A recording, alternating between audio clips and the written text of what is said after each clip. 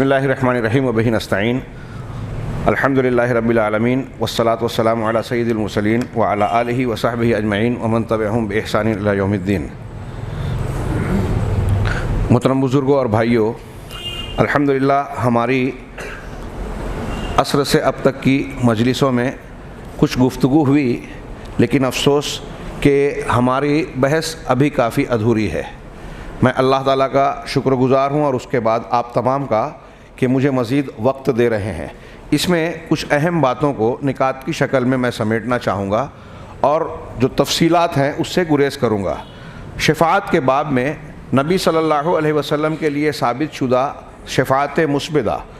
کی قسمیں چل رہی تھیں، اس میں النوع الرابع چوتھی قسم کے تحت انہوں نے اہل مدینہ کے لیے شفاعت کا ذکر کیا کہ نبی صلی اللہ علیہ وسلم اہل مدینہ کے لیے سفارش کریں گے۔ لا يصبر احد على لأوائها فيموت الا كنت له شفيعا او شهيدا يوم القيامة اذا كان مسلما۔ یہ صحیح مسلم کی روایت ہے کہ اہل مدینہ میں سے جو شخص وہاں کی تکالیف کو برداشت کرتے ہوئے وہیں سکونت اختیار کرے گا، اگر وہیں مرتا ہے تو قیامت کے دن میں اس کا سفارشی یا اس کے لیے گواہ بنوں گا۔ شرط یہ ہے اذا کان مسلمن، جبکہ وہ مسلمان ہو۔ اس معنی کی دو تین حدیثوں کو نقل کیا۔ شفیعن اور شہیدن کے معنی کی تشریح کرتے ہوئے علماء کے 4-5 اقوال نقل کیے، ہم اس کو چھوڑتے ہیں اور آگے بڑھتے ہیں کہ دوسری قسم نبی صلی اللہ علیہ وسلم کی سفارش کی خصوصیات کا ذکر کیا جو آپ کے لیے خاص ہوں گی۔ کچھ سفارش وہ ہوگی جو نبی صلی اللہ علیہ وسلم بھی کریں گے اور آپ کے علاوہ اب اللہ کے بندوں یا آپ کی امت کے یا دیگر انبیاء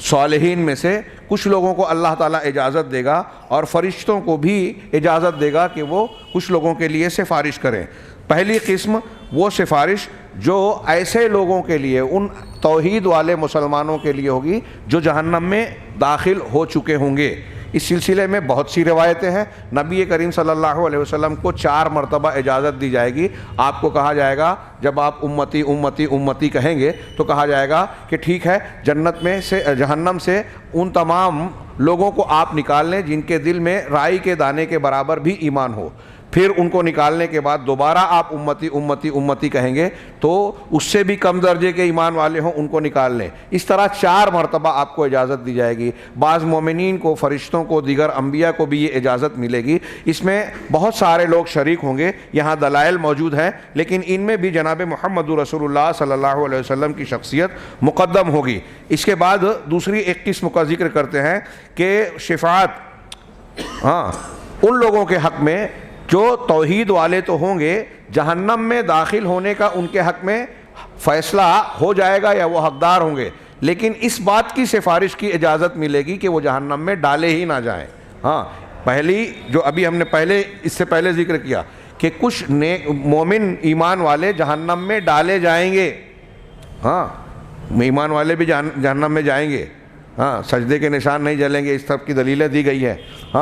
اور اس میں ایک خاص بات یہ کہ اس شفاعت کے بارے میں خوارج اور معتزلہ انکار کرتے ہیں، کیونکہ ان کا اصول یہ ہے کہ کبیرہ گناہ کرنے والا آدمی کافر ہو جاتا ہے، ہمیشہ ہمیں جہنم میں رہے گا، تو جو جہنم میں گیا وہ نکلے گا نہیں، ان کا یہ عقیدہ ہے۔ اہل سنت والجماعت ان دلائل کی بنیاد پر مانتے ہیں، دلائل کثیرہ متواترہ کی بنیاد پر، کہ جو توحید والے ایمان والے ہیں اگر وہ اللہ تعالیٰ کے فیصلے کے مطابق جہنم میں گئے بھی تو اللہ تبارک و تعالیٰ پہلے کچھ سفارشوں کے ذریعے اور بعد میں اپنی رحمت سے ایمان والوں کو جہنم سے نکالے گا جنہوں نے شرک نہیں کیا ہو۔ تو یہ پہلے تو وہ جو ڈال دیے گئے، اور کچھ بعد والی جو سفارش کا ذکر ہے، جو جہنم کے مستحق ہوں گے ان کے حق میں سفارش ہوگی کہ ان کو جہنم میں داخل نہ کیا جائے۔ اس سلسلے میں جو دلیلیں ہیں کہ لَيَدْخُلُونَ الْجَنَّةَ بِشَفَاعَةِ رَجُلٍ لَيْسَ بِنَبِيٍّ، کہ جنت میں کچھ ایسے لوگ بھی ضرور داخل ہوں گے، ایسے لوگوں کی شفاعت کے ذریعے جو نبی نہیں ہیں،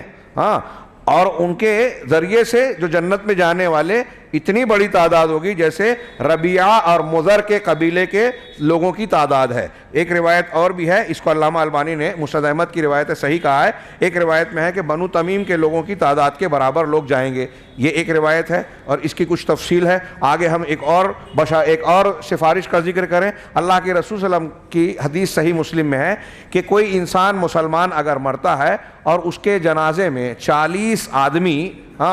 نماز جنازہ پڑھتے ہیں، ایسے 40 آدمی جو اللہ کے ساتھ شرک نہیں کرتے، ہاں، تو اللہ تعالیٰ ان 40 آدمیوں کی سفارش اس کے حق میں قبول کرے گا۔ مطلب وہ جو دعا اس کے لیے مغفرت کی، رحمت کی، جنت میں داخلے کی، عذاب سے بچنے کی کریں گے، اللہ تبارک و تعالیٰ اس میں اس دعا کو قبول فرمائے گا۔ اس کی تفصیل سے کو چھوڑ کر میں آگے بڑھ رہا ہوں کہ تیسری قسم، کچھ لوگ ایسے ہوں گے، یہ سفارش ایک وہ بھی ہوگی کہ جو جنت میں جائیں گے، لیکن جنت میں جو درجہ انہیں اپنے اعمال اور داخلے کے بعد ملے گا، سفارش کے ذریعے سے، اللہ کی اجازت سے، نیک لوگوں کی سفارش کے ذریعے سے، اس درجے سے اونچا درجہ، مثال کے طور پہ ایک بیٹا کم درجے پہ ہے، باپ جو ہے اونچے درجے پہ ہے، تو اب سفارش کے ذریعے سے اس کا درجہ اتنا اونچا کیا جائے گا کہ وہ باپ جنت میں باپ کے درجے تک پہنچ جائے گا، یا کچھ اور شکل ہو، یعنی جس درجے میں وہ ہوگا تو اس درجے سے مزید اونچے درجے کے لیے سفارش ہوگی۔ ہاں، یہ چند سفارشات جو ثابت ہیں۔ شیخ رحمہ اللہ نے کہا کہ دوسرے ناقض یہ ہے، جو ہمارا پہلا جملہ، پھر یہ سفارش کی بات ہو گئی، جو شخص واسطے بناتا ہے، ان واسطوں سے دعا کرتا ہے، ان سے شفاعت طلب کرتا ہے، شفاعت کی شرح ہوئی۔ تیسرا جملہ تھا کہ ان واسطوں پر توکل کرتا ہے، بھروسہ کرتا ہے، تو اب یہ توکل کرنا بھی، واسطوں پر توکل کرنا یہ بھی شرک ہے۔ اس سلسلے میں بھی شیخ نے توکل کے معنی، مفہوم کی تفصیل بیان کی۔ توکل کا معنی یہ ہوتا ہے کہ اپنی عاجزی کے اعتراف کے ساتھ کسی دوسرے کی طاقت و قوت پر جو اعتماد کرنا۔ شرعی اعتبار سے اللہ تبارک و تعالیٰ کو نافع، ضار، تمام چیزوں کا مالک، ہر چیز پر قادر جانتے ہوئے یہ عقیدہ رکھنا کہ وہ ہمارا ہر کام، ہر ضرورت پوری کرنے والا صرف اور صرف وہی ہے، ہم اسی پر بھروسہ کرتے ہیں، اور بندے اور ساری مخلوق عاجز ہیں، وہ اگر نہ چاہے تو کچھ نہیں ہو سکتا، اس لیے اعتماد صرف اللہ پر کیا جائے، تو یہ توکل ہے۔ توکل کے دو حصے ہیں، ایک دل کا یقین، ہاں، ان کی تفصیل کو میں اپنے الفاظ میں بیان کر رہا ہوں۔ ایک دل کا یقین اور اعتماد کہ اللہ تعالیٰ ہی ساری قدرت رکھتا ہے، ساری باتوں کا اختیار، قدرت اسی کے پاس ہے، یہ دل کا یقین اور اعتماد اللہ تبارک و تعالیٰ پر بھروسہ کرواتا ہے۔ اور دوسرا کہ اس یقین کے ساتھ اللہ تبارک و تعالیٰ نے جو اسباب مقرر کیے ہیں، ان اسباب کو اختیار کرنا۔ توکل کا معنی یہ نہیں ہے کہ آپ اور ہم یا کوئی اسباب کو ترک کر دے۔ اللہ تعالیٰ نے حضرت مریم علیہ السلام سے کہا تھا وَهُزِّي إِلَيْكِ بِجِذْعِ النَّخْلَةِ تُسَاقِطْ عَلَيْكِ رُطَبًا جَنِيًّا، جب وہ حاملہ تھی، حضرت عیسیٰ علیہ السلام کی ولادت قریب تھی، تو کہا گیا کہ اللہ نے کہا سورہ مریم میں کہ تم جو ہے کھجور کے درخت کے پاس جاؤ اور درخت کے تنے کو ہلاؤ اپنی طرف، اللہ وہ درخت تم پر تازہ کھجوریں، رطب جو ہے وہ گرائے گی۔ تو دیکھیے اس حالت میں بھی اللہ تعالیٰ کی مشیت اگر ہوتی تو ان کو سجا کر تھال میں غذا دی جا سکتی تھی، کھجور کا یوں ہی گرانا ہو سکتا تھا، لیکن اللہ تعالیٰ نے کہا کہ تم کھجور کے درخت کو ہلاؤ، اپنی محنت کرو، کوشش کرو، اور پھر تم پر پھل ملے گے۔ حضرت موسیٰ سے کہا کہ پانی پر لاٹھی مارو، راستہ بنے گا، لاٹھی مارنے کی قدرت ہے نا، اتنا تم کو کرنا پڑے گا۔ اللہ کے رسول نے فرمایا کہ اگر تم اللہ پر ویسا توکل اور بھروسہ کرو جیسا کہ توکل کرنے کا حق ہے، تو تم کو ایسے روزی دے گا جیسے پرندوں کو دیتا ہے جو صبح بھوکے پیٹ نکلتے ہیں اور شام کو سیر ہو کر آتے ہیں۔ تو کیا اس کا مطلب یہ ہے کہ توکل کا معنی یہ ہے کہ ہاتھ پر ہاتھ دھرے بیٹھ جائیں یا خانقاہ میں بیٹھ کر اللہ اللہ کریں اور دوسروں کے ٹکڑوں پر پلیں؟ جی نہیں، یہاں اس مثال میں اللہ نے یہ نہیں کہا رسول اللہ صلی اللہ علیہ وسلم نے کہ پرندے اپنے گھونسلے میں بیٹھے رہتے ہیں، بلکہ گھونسلے سے بھوک کی حالت میں نکلتے ہیں اور پھر شام کو جب لوٹتے ہیں تو آسودہ حال ہوتے ہیں، پیٹ بھرا ہوا ہوتا ہے۔ اہل علم نے کہا کہ توکل کی 3 قسمیں ہیں۔ ایک تو یہ کہ جس پر ہم توکل کر رہے ہیں اس پر پورا اعتماد کرنا، اس طور سے کہ اسی کے ذریعے سے نفع حاصل ہو سکتا ہے اور نقصان ٹل سکتا ہے۔ یہ توکل اگر اللہ پر ہو تو یہ توحید ہے، بلکہ اس کا مقام شریعت میں بہت اونچا ہے۔ اگر ایمان کے ساتھ توکل اعلیٰ درجے کا ہے تو اس کا مطلب توحید کی اعلیٰ منزل پر ہے۔ ایاک نعبد میں اللہ کی عبادت ہے، و ایاک نستعین میں اللہ پر توکل ہے۔ یہ دونوں مل کر آدھا دین عبادت ہے، آدھا دین توکل ہے۔ اللہ نے فرمایا فَاعْبُدْهُ وَتَوَكَّلْ عَلَيْهِ، اللہ کی عبادت کرو اور اسی پر جو ہے توکل کرو، اسی سے مدد حاصل کرو۔ چنانچہ یہ دین کے لیے، دین میں بڑی اہمیت کا حامل چیز ہے۔ اس پر اور کئی دلیلیں بیان کی ہیں۔ اس سلسلے میں حاصل کلام یہ ہے کہ اگر اللہ پر جیسا توکل ہونا چاہیے کسی اور پر ہوا کہ وہ ہماری مراد پوری کرے گا، مشکل ہٹائے گا، ہم بزرگ اور فلاں کے لیے یہ کام کر رہے ہیں، وہ ہمارا کام بنا دے گا، ضرورت پوری کر دے گا، تو یہ شرک اکبر ہے، ناقض دین ہے، ناقض اسلام ہے، ایسا کرنے والا روزانہ 1,00,000 مرتبہ لا الہ الا اللہ کہے مسلمان نہیں رہ جائے گا، اگر وہ دوسرے پر واسطے پر توکل کر رہا ہے، غیر اللہ پر توکل کر رہا ہے۔ یہ شرک اکبر ہے۔ ایک شکل یہ ہوتی ہے توکل کی کہ آدمی یہ دیکھتا ہے کہ فلاں کے ذریعے سے مجھے رزق مل رہا ہے، مجھے ڈیوٹی کی وجہ سے، فلاں کام کی وجہ سے، میری گاڑی ہے میں اس پہ ڈرائیونگ کرتا ہوں، کرایہ ملتا ہے، تو یہ جو ہے میرا ذریعہ ہے، ذریعہ معاش ہے۔ تو اب اس ذریعے پر اگر توکل کرتا ہے تو اگرچہ وہ ذریعہ ہے لیکن اس پر توکل کرنا یہ شرک اصغر ہے، شرک اصغر ہے۔ ہاں، اگر اس پر اعتماد کر لیتا ہے، اس پر یہ مانتا ہے کہ اللہ تبارک و تعالیٰ ہی روزی دینے والا ہے، لیکن یہ میرا ذریعہ بنتا ہے اور اس کو جو ہے بنیاد بناتا ہے۔ اسباب کو، یہاں ایک بات دماغ میں رکھیے کہ اسباب کو قوت والا سمجھ لینا، اس کے اندر طاقت ماننا یہ شرک اکبر ہے، اور اسباب پر قوت نہ مانتے ہوئے بھروسہ کرنا یہ شرک اصغر ہے۔ اور اسباب کو اختیار کر کے یہ سمجھنا کہ اللہ نے اس کو سبب بنایا ہے اور ہمارا اعتماد اللہ پر ہے، یہ جائز ہے۔ اب اس سلسلے میں انہوں نے کئی مثالیں دی ہیں کہ اگر کوئی شخص یہ کہے کہ میں نے فلاں آدمی کو فلاں کام دیا ہے بلدیہ میں اور ایسا کرنے کے لیے، لہذا میں اس پر توکل کر رہا ہوں کہ وہ ذریعہ بن رہا ہے میرے کام کو پورا کر دینے کا، تو انہوں نے کہا کہ ایسا کہنا یہ بات جائز تو ہے، لیکن یہاں توکل کا لفظ استعمال نہیں کرنا چاہیے، توکیل استعمال کرنا چاہیے۔ اور ایسے معاملات میں کسی مخلوق پر جو زندہ ہو، کام کرنے پر قادر ہو، تو جس کام کو کر رہا ہے اس کے بارے میں اس پر اعتماد کرنا، جس کو توکیل کہنا زیادہ مناسب ہے، اس بات کا عقیدہ رکھتے ہوئے کہ یہ سبب ہے، اس کے اندر طاقت نہیں ہے، یہ جائز ہے اور اس کو توکیل کہنا چاہیے، نہ کہ توکل کہنا چاہیے۔ یہ توکل کے باب میں تھوڑی سی وضاحت میں نے کی اور بقیہ تفصیلات کو ترک کر رہا ہوں۔ آخر میں شیخ روحیلی کہتے ہیں کہ شیخ محمد بن عبد الوہاب نے یہ جو جملہ کہا کہ کوئی شخص کسی کو مخلوق کو واسطے بناتا ہے، ان سے دعا کرتے ہوئے، ان کو سفارشی بناتے ہوئے اور ان پر توکل کرتے ہوئے، اس جملے میں ایک فائدہ اور حاصل ہو رہا ہے، زائد فائدہ، کہ اگر مخلوق میں کسی کو اس طرح سے کوئی واسطہ بناتا ہے تو وہ شرک اکبر ہے، ناقض ایمان ہے، لیکن دوسری طریقے سے واسطہ بنایا جا سکتا ہے۔ اس کا مطلب یہ کہ بعض واسطے جائز ہیں، بعض ناجائز ہیں، ایک مشروع ہے، ایک غیر مشروع ہے۔ غیر مشروع اگر کوئی شخص اللہ کے درمیان اور اپنے درمیان کچھ لوگوں کو واسطہ بناتا ہے اس عقیدے کے ساتھ کہ یہ ہم کو اللہ سے قریب کریں گے اور اس لیے ان کی عبادت کرتا ہے، ان کو پکارتا ہے، ان سے سفارش طلب کرتا ہے، تو یہ شرک اکبر ہے، اسلام کو توڑ دینے والا، لا الہ الا اللہ کو بیکار کر دینے والا ہے۔ اور اس کے علاوہ اگر بندہ یہ سمجھتا ہے کہ یہ ہمارے درمیان اور اللہ کے دین کے درمیان واسطہ ہیں، یہ اللہ کے نبی اور اللہ کے نبی کے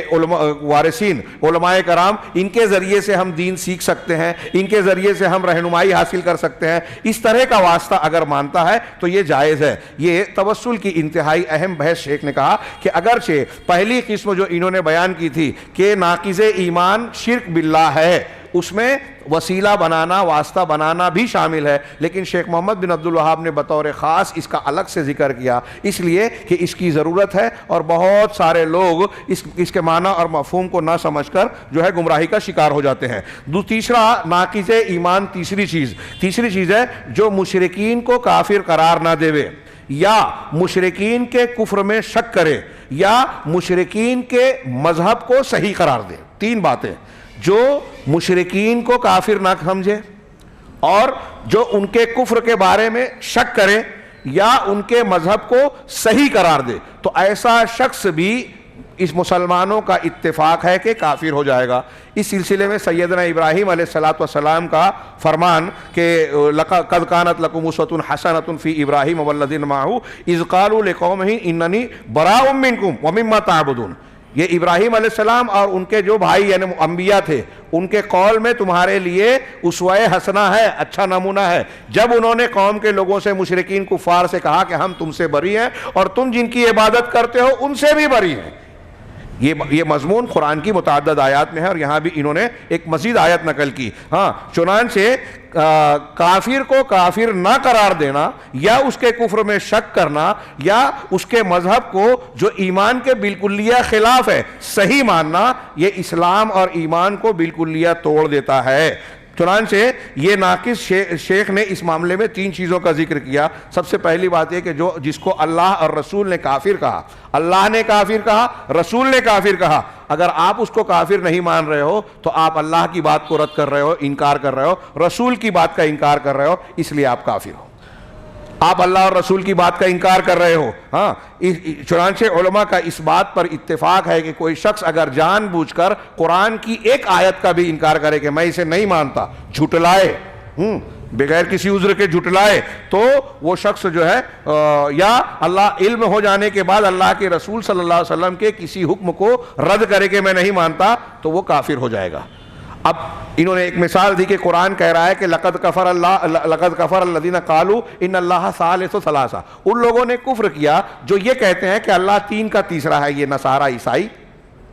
اب اگر کوئی مسلمان آج کہے، یہ جو اشارہ کر رہے ہیں نا، بعض مسلمانوں نے ایسی باتیں کہی ہیں، ہاں، بعض دانشور مفکرین کے، ہم نہیں کہتے، کچھ منکرین حدیث آج کل ہمارے یہاں پائے جاتے ہیں کہ اللہ نے کہا نا کہ جن لوگوں نے کہا ہم نصارہ ہیں، ہم صابی ہیں، ہم یہود ہیں، ان میں سے جو ایمان لایا، عمل صالح کیا، اللہ ان کو معاف کرنے والا ہے. وہ یہ فراموش کر کے کہ جو ایمان لایا کا مطلب اب قرآن و حدیث کو ماننا ضروری ہے، اللہ کے رسول کو ماننا ضروری ہے. تو ہمارے یہاں بعض منکرین حدیث بھی کہتے ہیں کہ یہود، نصارہ، فلاں اور فلاں یہ بھی جو ہے جنت میں جا سکتے ہیں اگر ایمان والے ہوں. تو یہاں انہوں نے کہا کہ اگر کوئی شخص کہہ رہا ہے کہ 3 کا تیسرا کہنے والے ہمارے بھائی ہیں، یا ہم ان کے سلسلے میں جو عزیر ابن اللہ کا بیٹا کہتے ہیں وہ کافر نہیں ہے، یا جو دہریے ہیں، شیعیین نے کمیونزم کے ماننے والے جو ملحدین منکرین الہ ہے، یا جو بدھ مذہب کے ماننے والے ہیں، ہم ان کو کفار نہیں کہتے. تو جو ایسا کہتا ہے وہ کافر ہے، اس لیے کہ وہ اللہ کا، قرآن کا کی تکذیب کر رہا ہے، اللہ کے رسول کے حکم کو رد کر رہا ہے. اور جو شخص طاغوت کا انکار نہ کرے،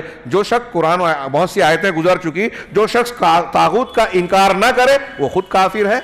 وہ خود ایمان کی شرط کو پورا نہیں کر رہا ہے. اور شہادت کے 2 رکن ہیں، ایک اللہ پر ایمان رکھنا، اللہ پر ایمان کے ساتھ طاغوت کا انکار کرنا. دوسری بات جو شیخ نے فرمائی کہ جو شخص اللہ کے کفر قرار دینے، کافر قرار، اللہ نے جسے کافر قرار دیا اس کے کفر میں شک کرے، یا رسول اللہ صلی اللہ علیہ وسلم نے جسے کافر کیا اس کے کفر میں شک کرے کہ وہ کافر ہے، تو آپ کہیں کہ نہیں میں اس بارے میں کچھ نہیں کہتا، میں توقف کرتا ہوں، میں خاموشی اختیار کرتا ہوں. اللہ اور رسول نے جس کو کافر کہا میں اس کو کافر قرار دینے میں، نصارہ کو جو وحدت الوجود کے قائل ہیں ان کو صریحتاً جو ہے ثابت ہے. کوئی فرعون اور ابو لہب کو بھی جو ہے کافر کہنے سے رک جائے، کوئی جو ہے نصارہ کو، یہودیوں کو جن کو اللہ تعالیٰ نے کافر آلریڈی قرآن و حدیث میں بیان کیا ہے، ایسا کہنے میں اگر کوئی توقف کر رہا ہے تو یہ شک ہو گیا. اور شک یقین کے خلاف ہے، اور جہاں یقین نہیں ہے وہاں ایمان نہیں ہے. تو آپ کے ایمان میں اگر شک آ گیا تو آپ اللہ تبارک و تعالیٰ اور رسول کی بات پہ شک کرنے کی وجہ سے خود کافر ہو جاتے ہیں. یہاں ضمناً شیخ نے ایک بات بیان کی کہ شک کرنا ایک چیز ہے جو ہمارے دل کا عمل ہے، اور وسوسہ ایک دوسری چیز ہے جو شیطان کا عمل ہے. انہوں نے اس کی مثال دی کہ سورج موجود ہے، سورج کا ڈوب جانا ایک چیز ہے، اور سورج موجود ہے اور بیچ میں بدلی آ گئی، یہ دوسری چیز ہے. بدلی آ جانے سے سورج چھپ ضرور گیا لیکن موجود ہے. ایسے ہی وسوسہ آ کے ہمارے دل پر غلاف ڈالتا ہے لیکن ہمارے دل میں توحید موجود ہے. تو وسوسہ اگر آ رہا ہے، شک شبہ آ رہا ہے، تو اس کی وجہ سے آدمی کافر نہیں ہوگا، کیونکہ وسوسے کا مطلب ہی یہ ہوتا ہے کہ آپ کا دل میں خیال ہے لیکن آپ اس کے سلسلے میں خوف زدہ ہیں کہ یہ بات تو غلط ہے.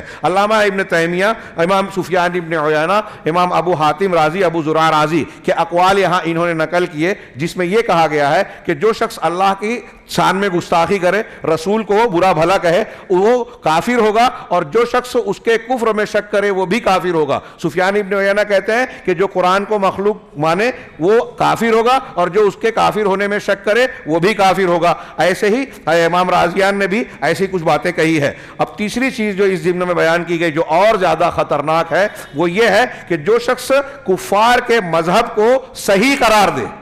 یہ ان دونوں چیزوں سے بھی زیادہ بری ہے. ہاں، تو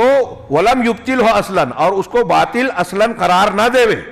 یعنی اسلام کو مان رہا ہے، لا الہ الا اللہ کہہ رہا ہے، اور ساتھ میں یہ بھی کہہ رہا ہے کہ نہیں عیسائیت بھی برحق ہے، ہندو دھرم بھی سچا ہے، فلاں دین بھی سچا ہے، تو وہ بھی جو ہے کافر ہو جائے گا، اس کا ایمان سلامت نہیں رہے گا. تو مشرکین کے بارے میں یہ کہے یا مشرکین کے بارے میں شک کرے یا ان کے مذہب، ان کے افعال اور ان کے اقوال کے سلسلے میں ان کی تصحیح کرے، یہ سب لوگ ایسا کرنے والا شخص کافر ہوگا. یہاں جو مثالیں دی شیخ نے، میں اس کو تیزی سے بیان کر پڑھتا ہوں، غور سے سنیے کہ اب ہر وہ شخص جو یہ کہتا ہے کہ کفار کا مذہب یا ان کے مذہب کی بعض باتیں یا ان کے بعض مذہب یا ان میں سے بعض لوگوں کا مذہب صحیح ہے، ان چیزوں میں سے جن کو کفر قرار دیا گیا، اگر کوئی شخص ایسا کہتا ہے تو وہ کافر ہے اور اس کا اسلام ٹوٹ جائے گا، اس کا ناقض اسلام کا وہ ارتکاب کر رہا ہے۔ اسی طریقے سے دوسری مثال دی کہ ہر وہ شخص جو یہ کہتا ہے کل یعبد اللہ علی طریقتے، کہ جتنے مذہب کے لوگ ہیں، جتنے مسلک کے لوگ ہیں، سب کے سب اپنے اپنے طریقے پر اللہ کی عبادت کر رہے ہیں، اور جنت تو اتنی کشادہ ہے جس کی چوڑائی آسمانوں اور زمین کے جیسی ہے، لہٰذا سب کے لیے جنت ہے،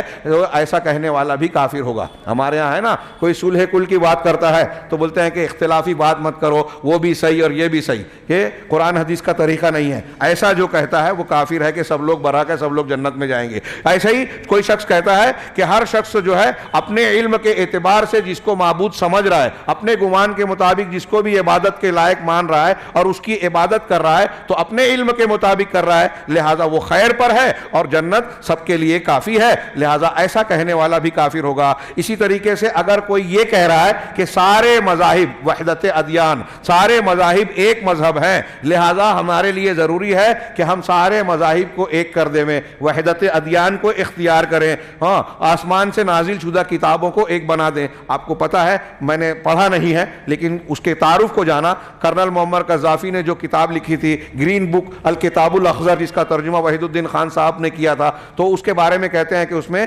عیسائیت، یہودیت اور اسلام کو ملا کر پیش کیا گیا۔ میں نے خود نہیں پڑھا ہے، دوسروں سے سنا ہے، اگر غلط ہے تو دروغ بر گردن راوی۔ اگر ایسا ہے تو یہ وہی بات کہہ رہے ہیں کہ کچھ لوگ کہتے ہیں کہ مذہب آسمانی مذاہب کی جتنی کتابیں ہیں سب کو ملا کر پڑھیں۔ ہمارے ہندو سماج میں سناتن دھرمی لوگ یہی دعویٰ کرتے ہیں کہ سناتن دھرم وید سب سے پہلے آسمانی کتاب ہے، جبکہ یہ صحیح نہیں ہے، دلائل اس کا رد کرتے ہیں۔ وید کی کتاب کی روشنی میں توریت، انجیل اور قرآن کو سمجھنا چاہیے، اور یہ دعوت وہ دیتے ہیں، بعض مسلمانوں کو بہکاتے ہیں۔ کچھ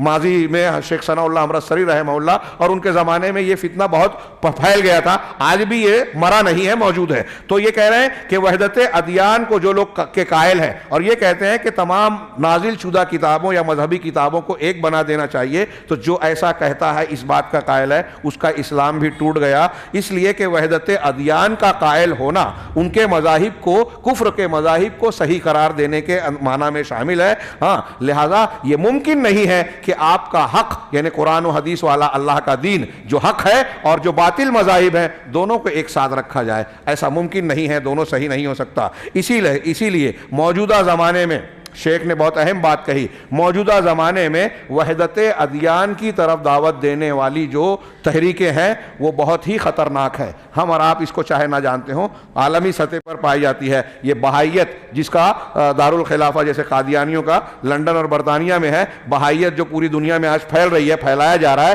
ہاں بہت سارے اس کے طریقے ہیں، تو اس کا جو سینٹر ہے وہ اسرائیل میں ہے۔ یہ اسی کے قائل ہیں کہ پوری دنیا ایک زبان بولے، ایک مذہب کو اختیار کرے، اس سے اتحاد و اتفاق ہوگا اور وغیرہ وغیرہ۔ تو وحدت ادیان کی موجودہ دور میں جو تحریکیں چل رہی ہیں یہ بہت ہی خطرناک ہے کہ سارے ادیان کو ایک مذہب بنا دیا جائے۔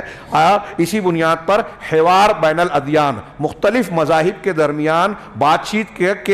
کی میز اور کانفرنسیں منعقد ہوتی ہیں، ہاں اس میں دنیا کے تمام مسلمان ملک بھی عموماً شریک ہوتے ہیں۔ تو اب اسی سلسلے میں ایک سوال کا انہوں نے ذکر کیا کہ اب وحدت ادیان سے متعلق حوار، مذاکرات کرنا، ہاں یہ کیسا ہے، جائز ہے کہ ناجائز ہے؟ تو اس میں انہوں نے کہا کہ اس میں تفصیل ہے، 3 شکلیں بیان کی۔ پہلی شکل یہ کہ اگر ادیان کے مختلف مذاہب کے لوگ پیشوا جمع ہو کر بات چیت کر رہے ہیں، اب اس کا مقصد اگر یہ ہے کہ یہ سارے دین اور ادیان کو ملا کر ایک دین بنا دیا جائے، تو ایسا کرنا اسلامی نقطۂ نظر سے یہ باطل چیز ہوگی، کفر ہوگا، ہاں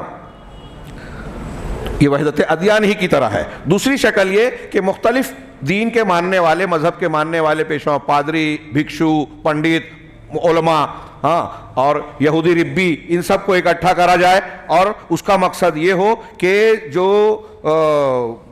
مختلف مذاہب کے ماننے والے متبعین ہیں، ہاں ان کے لیے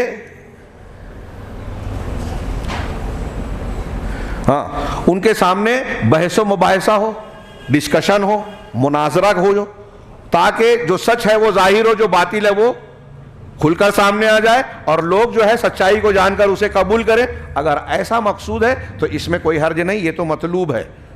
ہاں, تاکہ حق بیان ہو, صحیح دعوت اور صحیح دین اور لوگوں کے سامنے آئے. تیسری شکل یہ ہے کہ اگر یہ وحدت ادیان کی بات چیت اس لیے ہوتی ہے کہ مختلف مذاہب کے ماننے والے آپس میں جو بدگمانیوں کی وجہ سے ایک دوسرے سے نفرت کرتے ہیں اور فتنہ و فساد اور آپس میں جنگ و جدال کی کیفیت بنتی ہے, اس کا خاتمہ ہو اور لوگوں میں قربت پیدا کی جائے, مذاکرات کے ذریعے سے مسائل کو حل کرنے کی کوشش کی جائے تاکہ جرائم اور اہل شذوذ کی جو جنگ اور لڑائی ہے وہ ختم ہو سکے, تو ایسا کرنا وہ مناسب اور جائز ہے. رہا کسی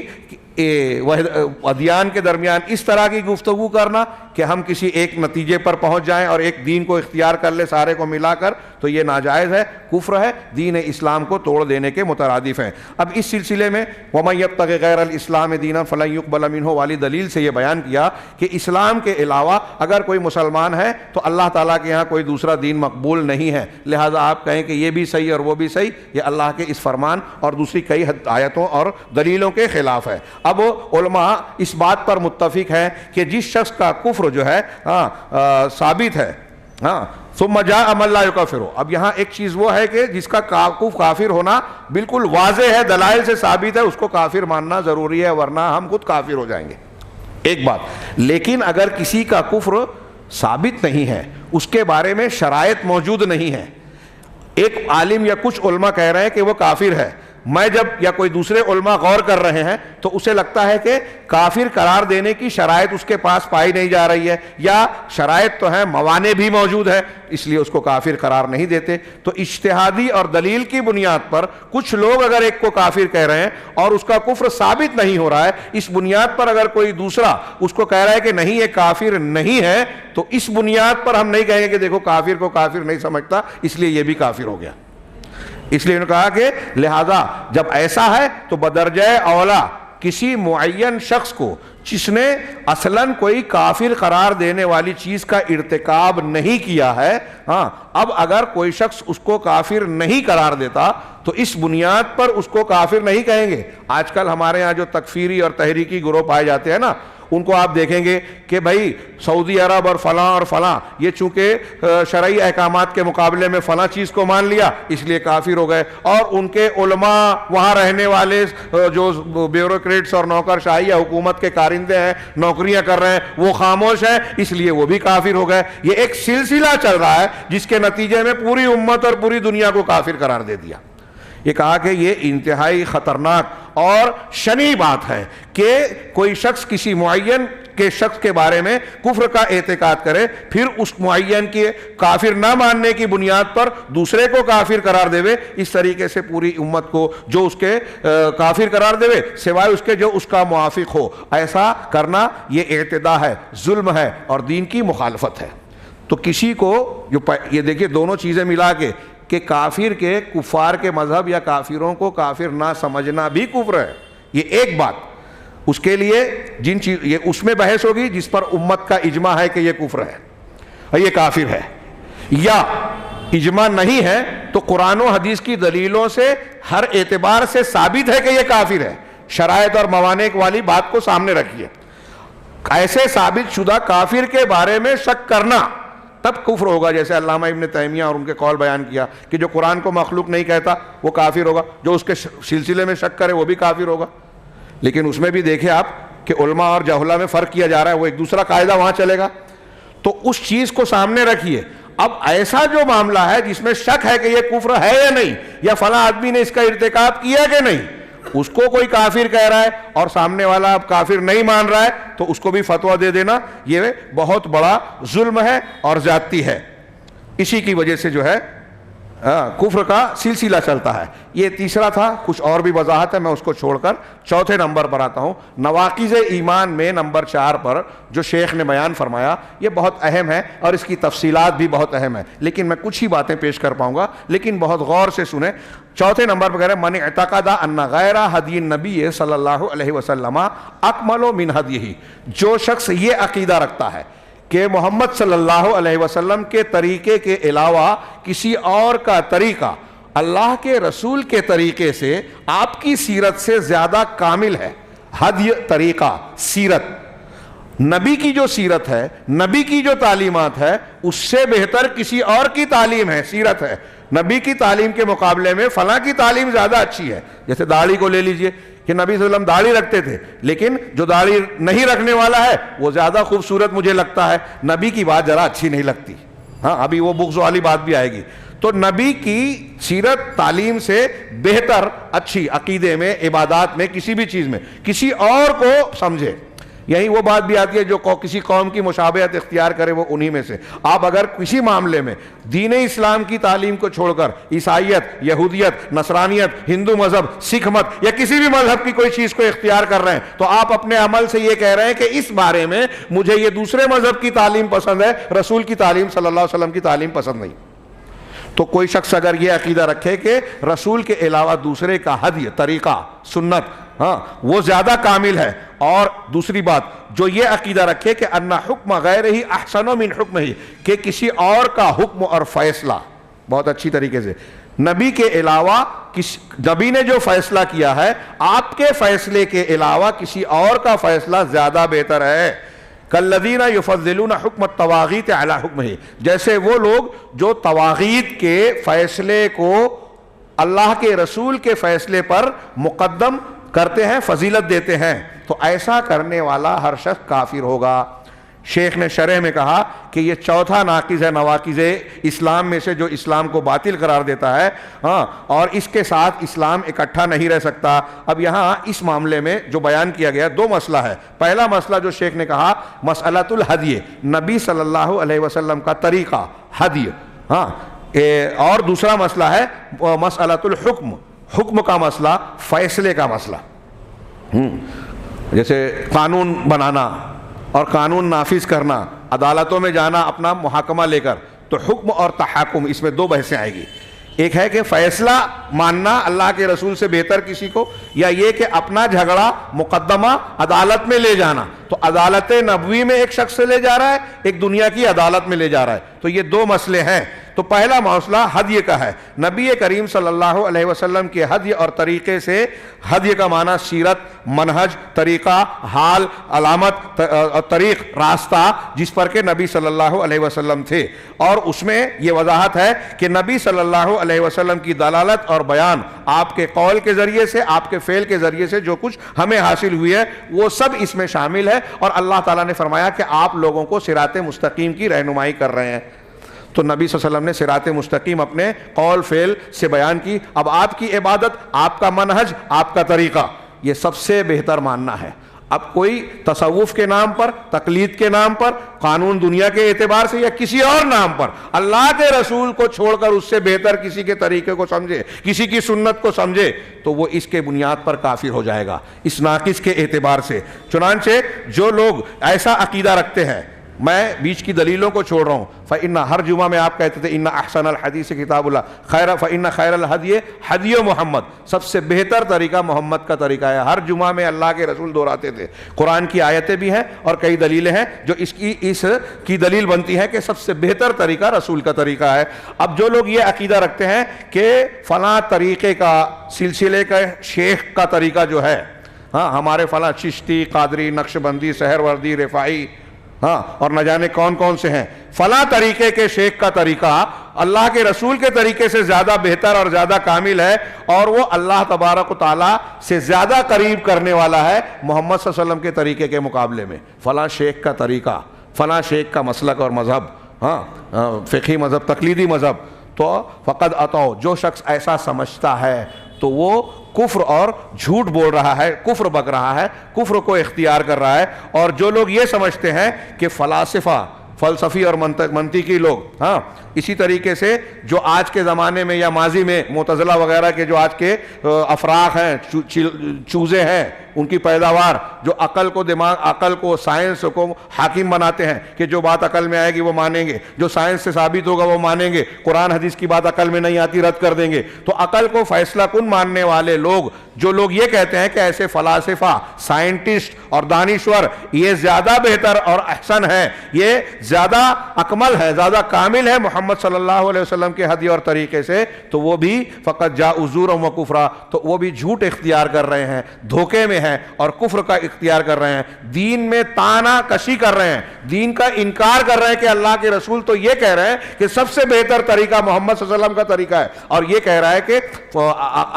عقل والوں کا، فلاسفہ اور مناطقہ کا ہے، سائنٹسٹوں کا ہے، دانشوروں کا ہے، اماموں کا ہے، پیر صاحبان اور مشائخ کا ہے، وہ قرآن اور حدیث کو جھٹلا رہا ہے ایسا کہنے والا۔ چنانچہ شرعی فریضہ توحید کے باب سے یہ ہے کہ مسلمان یہ عقیدہ رکھے کہ محمد صلی اللہ علیہ وسلم کا طریقہ سب سے بہتر طریقہ ہے، بلکہ یہ عقیدہ رکھے ساتھ میں، اتنا ہی نہیں بلکہ یہ عقیدہ رکھے کہ محمد صلی اللہ علیہ وسلم کے خلاف جو بھی طریقہ ہو، آپ کی تعلیم کے خلاف کسی کی اگر تعلیم ہو تو وہ خلاف والا کتنا بھی اونچا ہو، وہ طریقہ باطل ہے، وہ غلط ہے۔ ہاں، ائمہ کرام نے کہا نا کہ جو اللہ اور رسول کی طرف سے بات آئے سارا آنکھوں پر، ہاں میرا قول مل جائے تو دیوار پہ مار دو اگر حدیث کے خلاف، امام شافعی نے کہا، امام ابو حنیفہ نے کہا، یہ ائمہ کرام نے یہی بات بیان کی کہ نبی کی بات کے خلاف کوئی ہو تو وہ باطل ہے، رد کر دو۔ ہر شخص کی بات کو رد کیا جا سکتا ہے، کسی کی بات کو رد کرنے پر اللہ سوال نہیں کرے گا، لیکن اگر آپ نے رسول اللہ صلی اللہ علیہ وسلم کی بات کو جاننے کے بعد کہ یہ اللہ کے رسول کی تعلیم ہے رد کیا تو چھوڑے نہیں جائیں گے، پوچھے جائیں گے وہ۔ اور جو شخص یہ عقیدہ رکھتا ہے کہ غیر نبی کا طریقہ نبی صلی اللہ علیہ وسلم سے زیادہ بہتر ہے تو اس کا اسلام ٹوٹ گیا اور وہ کفر اکبر کا مرتکب ہو گیا۔ یہ پہلا مسئلہ تھا جو شیخ محمد بن عبد الوہاب کی عبارت سے نکلا۔ دوسرا مسئلہ کہ مسئلۃ الحکم، فیصلے کا مسئلہ، یہ ذرا سا تفصیل طلب ہے، لیکن کیا کروں موقع نہیں ہے، اور لیکن بہت اہم ہے۔ جو شخص یہ عقیدہ رکھتا ہے کہ نبی صلی اللہ علیہ وسلم کے علاوہ کا فیصلہ زیادہ اچھا ہے، عدل و انصاف والا ہے آپ کے فیصلے کے مقابلے میں، تو اس نے کفر کیا۔ ہاں، مقصود حکم نبی سے مقصود یہ ہے، یہاں جو کہہ رہے ہیں کہ نبی کے فیصلہ، تو اس سے کیا مطلب ہے؟ اللہ کے نبی صلی اللہ علیہ وسلم نے نازل شدہ شریعت کی روشنی میں جو بھی فیصلے دیے ہیں، ہاں جیسا کہ اللہ تبارک و تعالیٰ نے ان کو آپ کو جو تعلیمات دی ہے اس کے روشنی میں آپ نے جو بھی کہ بیٹی کو آدھا حصہ ملے گا، اس کے مقابل بیٹے کو ڈبل ملے گا، جیسے ایک فیصلہ اللہ نے نازل کیا، اللہ کے رسول نے، اب کوئی بولے گا یہ تو سمجھ میں نہیں آتی بات، اس فیصلے کے مقابلے میں ہندوستان کے قانون کا فیصلہ زیادہ بہتر ہے کہ سب کو برابر ملے گا، جو ایسا مانے گا کافر۔ یہ اس کا مطلب ہے، سمجھانے کے لیے کہا۔ اور نتیجہ ہم یہ مانتے ہیں کہ حکم اور فیصلے کا پورا اختیار اللہ کے پاس ہے، جیسا کہ اللہ نے کہا ان الحکم الا للہ، حکم اور فیصلہ تو اللہ ہی کا ہے۔ ہاں، اس میں حصر ہے جو دلالت کرتا ہے کہ فیصلے کا تمام اختیار اللہ کے پاس ہے۔ اب آپ اللہ کے علاوہ کسی اور کو دے رہے ہیں تو وہ شرک اور کفر ہوگا۔ فالحکم للہ العلی الکبیر، علی کبیر اللہ کے لیے اس کا فیصلہ ہے۔ نبی صلی اللہ علیہ وسلم کا ارشاد ہے ان اللہ هو الحکم و الیہ الحکم، اللہ ہی حکم ہے اور فیصلہ اسی کے جناب میں جائے گا۔ ہاں، ابو داؤد اور نسائی کی روایت ہے، البانی صاحب نے صحیح کہا ہے۔ چنانچہ ہر وہ فیصلہ جو اللہ کے فیصلے اور اس کے رسول کے فیصلے کے خلاف ہو، یہ جملہ دماغ میں رکھیے، ہر وہ فیصلہ جو اللہ اور رسول کے فیصلوں کے خلاف ہو وہ جاہلیت کا فیصلہ ہے نا۔ ہم کہتے ہیں کہ یہ جاہلیت ہے، تو جاہلیت ہے کیا مطلب؟ قرآن حدیث کے خلاف ہے، حدیث اللہ اور رسول کے تعلیم کے خلاف ہے۔ تو جو بھی حکم اور فیصلہ اللہ کے فیصلے اور رسول کے فیصلے کے خلاف ہو تو وہ جاہلیت کا حکم ہے۔ اور جو شخص یہ عقیدہ رکھے کہ وہ فیصلہ جو اللہ کے حکم کے خلاف ہو، رسول کے حکم کے خلاف ہو، وہ زیادہ بہتر ہے، زیادہ افضل اور فضیلت والا ہے، زیادہ انصاف پر مبنی ہے، تو ایسا شخص جو ہے کافر ہو جائے گا۔ اللہ اور اس کے رسول کے فیصلے کے خلاف کوئی بھی کسی بھی عدالت کا ہو، سپریم کورٹ کا ہو، عالمی عدالت کا ہو، کس کا فلاں اور ڈما کا ہو، پنچ صاحب کا ہو، بزرگ کا ہو، دادا کا ہو، ابا کا ہو، پردادا کا ہو، شیخ فلاں کا ہو، صاحب کشف کا ہو، ہوا میں اڑنے والے پیر صاحب ہو، پانی پہ چلنے والے ہوں، اگر کسی کے فیصلے کے بارے میں اس کا یہ خیال ہو کہ اللہ کے فیصلے سے بہتر ہے، رسول کے فیصلے سے بہتر ہے، تو وہ کافر ہے، وہ جاہلیت کا فیصلہ ہے، اور جو شخص اس کا عقیدہ رکھے گا وہ کافر ہو جائے گا۔ اللہ عز و جل کا فرمان ہے الم تر الی الذین یزعمون انہم آمنوا بما انزل الیک وما انزل من قبلک یریدون ان یتحاکموا الی الطاغوت، کیا آپ نے نہیں دیکھا ان لوگوں کی طرف جو ایسا سمجھتے ہیں کہ وہ اللہ کے نے جو کچھ نازل کیا اس پر ایمان لانے والے ہیں اور آپ سے پہلے کی شریعت اور رسولوں پر بھی ایمان لانے والے ہیں، اور ایسے ایمان کا دعویٰ کرنے کے باوجود وہ چاہتے ہیں کہ طاغوت کی عدالت میں اپنا فیصلہ لے جائے، مقدمہ لے جائے۔ مطلب یہ ان کا ایمان کا دعویٰ اور طاغوت کی عدالت میں جانا، یہ دونوں ایک ساتھ نہیں جمع ہو سکتے۔ وَقَدْ أُمِرُوا أَن يَكْفُرُوا بِهِ، جبکہ ان کو حکم یہ تھا کہ اس کا انکار کریں۔ اگر آپ اللہ اور رسول کے علاوہ کسی اور کا فیصلہ مان رہے ہو جو اللہ اور رسول کے حکم کے خلاف ہے تو آپ طاغوت کا فیصلہ مان رہے ہو، ہاں، تو اس کے کفر کا حکم دیا گیا، اور شیطان یہ چاہتا ہے کہ ان کو دور کی گمراہی میں ڈال دے۔ اور جب ان سے کہا جاتا ہے کہ اللہ نے جو نازل کیا اس کی طرف اور رسول نے جو بیان کیا اس کی طرف آؤ، قرآن اور حدیث کی طرف آؤ، تو رأیت المنافقین یصدون عنک صدودا، یہ منافقین کی علامت ہے کہ آپ دیکھیں کہ منافقین آپ سے کترا جاتے ہیں۔ اب آپ دنیا میں دیکھیے، کوئی بھی مسلک والا ہو، تصوف کو ماننے والا، کسی مسلک کی طرف نسبت کرنے والا، کوئی تحریکی ہو، کوئی بھی ہو، اگر آپ اس سے کہیں کہ قرآن اور حدیث کو مان لو اور وہ کتراتا ہے تو اس کے اندر منافقین کی یہ صفت ہے۔ چنانچہ یہ آیت اس میں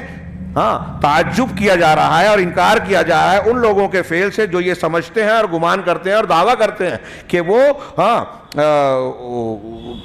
مومن ہیں۔ اور یہاں انہوں نے ذکر کیا ضمناً کہ زعم کا لفظ یزعمون یہ عام طور سے جھوٹے دعوے اور جھوٹے خیال پر استعمال ہوتا ہے زیادہ تر، اور یہ سمجھتے ہیں کہ اپنی زبانوں سے انہوں نے کہا اللہ پر ایمان لائے، اس کے رسول پر ایمان لائے، لیکن اس کے باوجود وہ طاغوت کے جناب میں اپنا فیصلہ لے جاتے ہیں۔ تو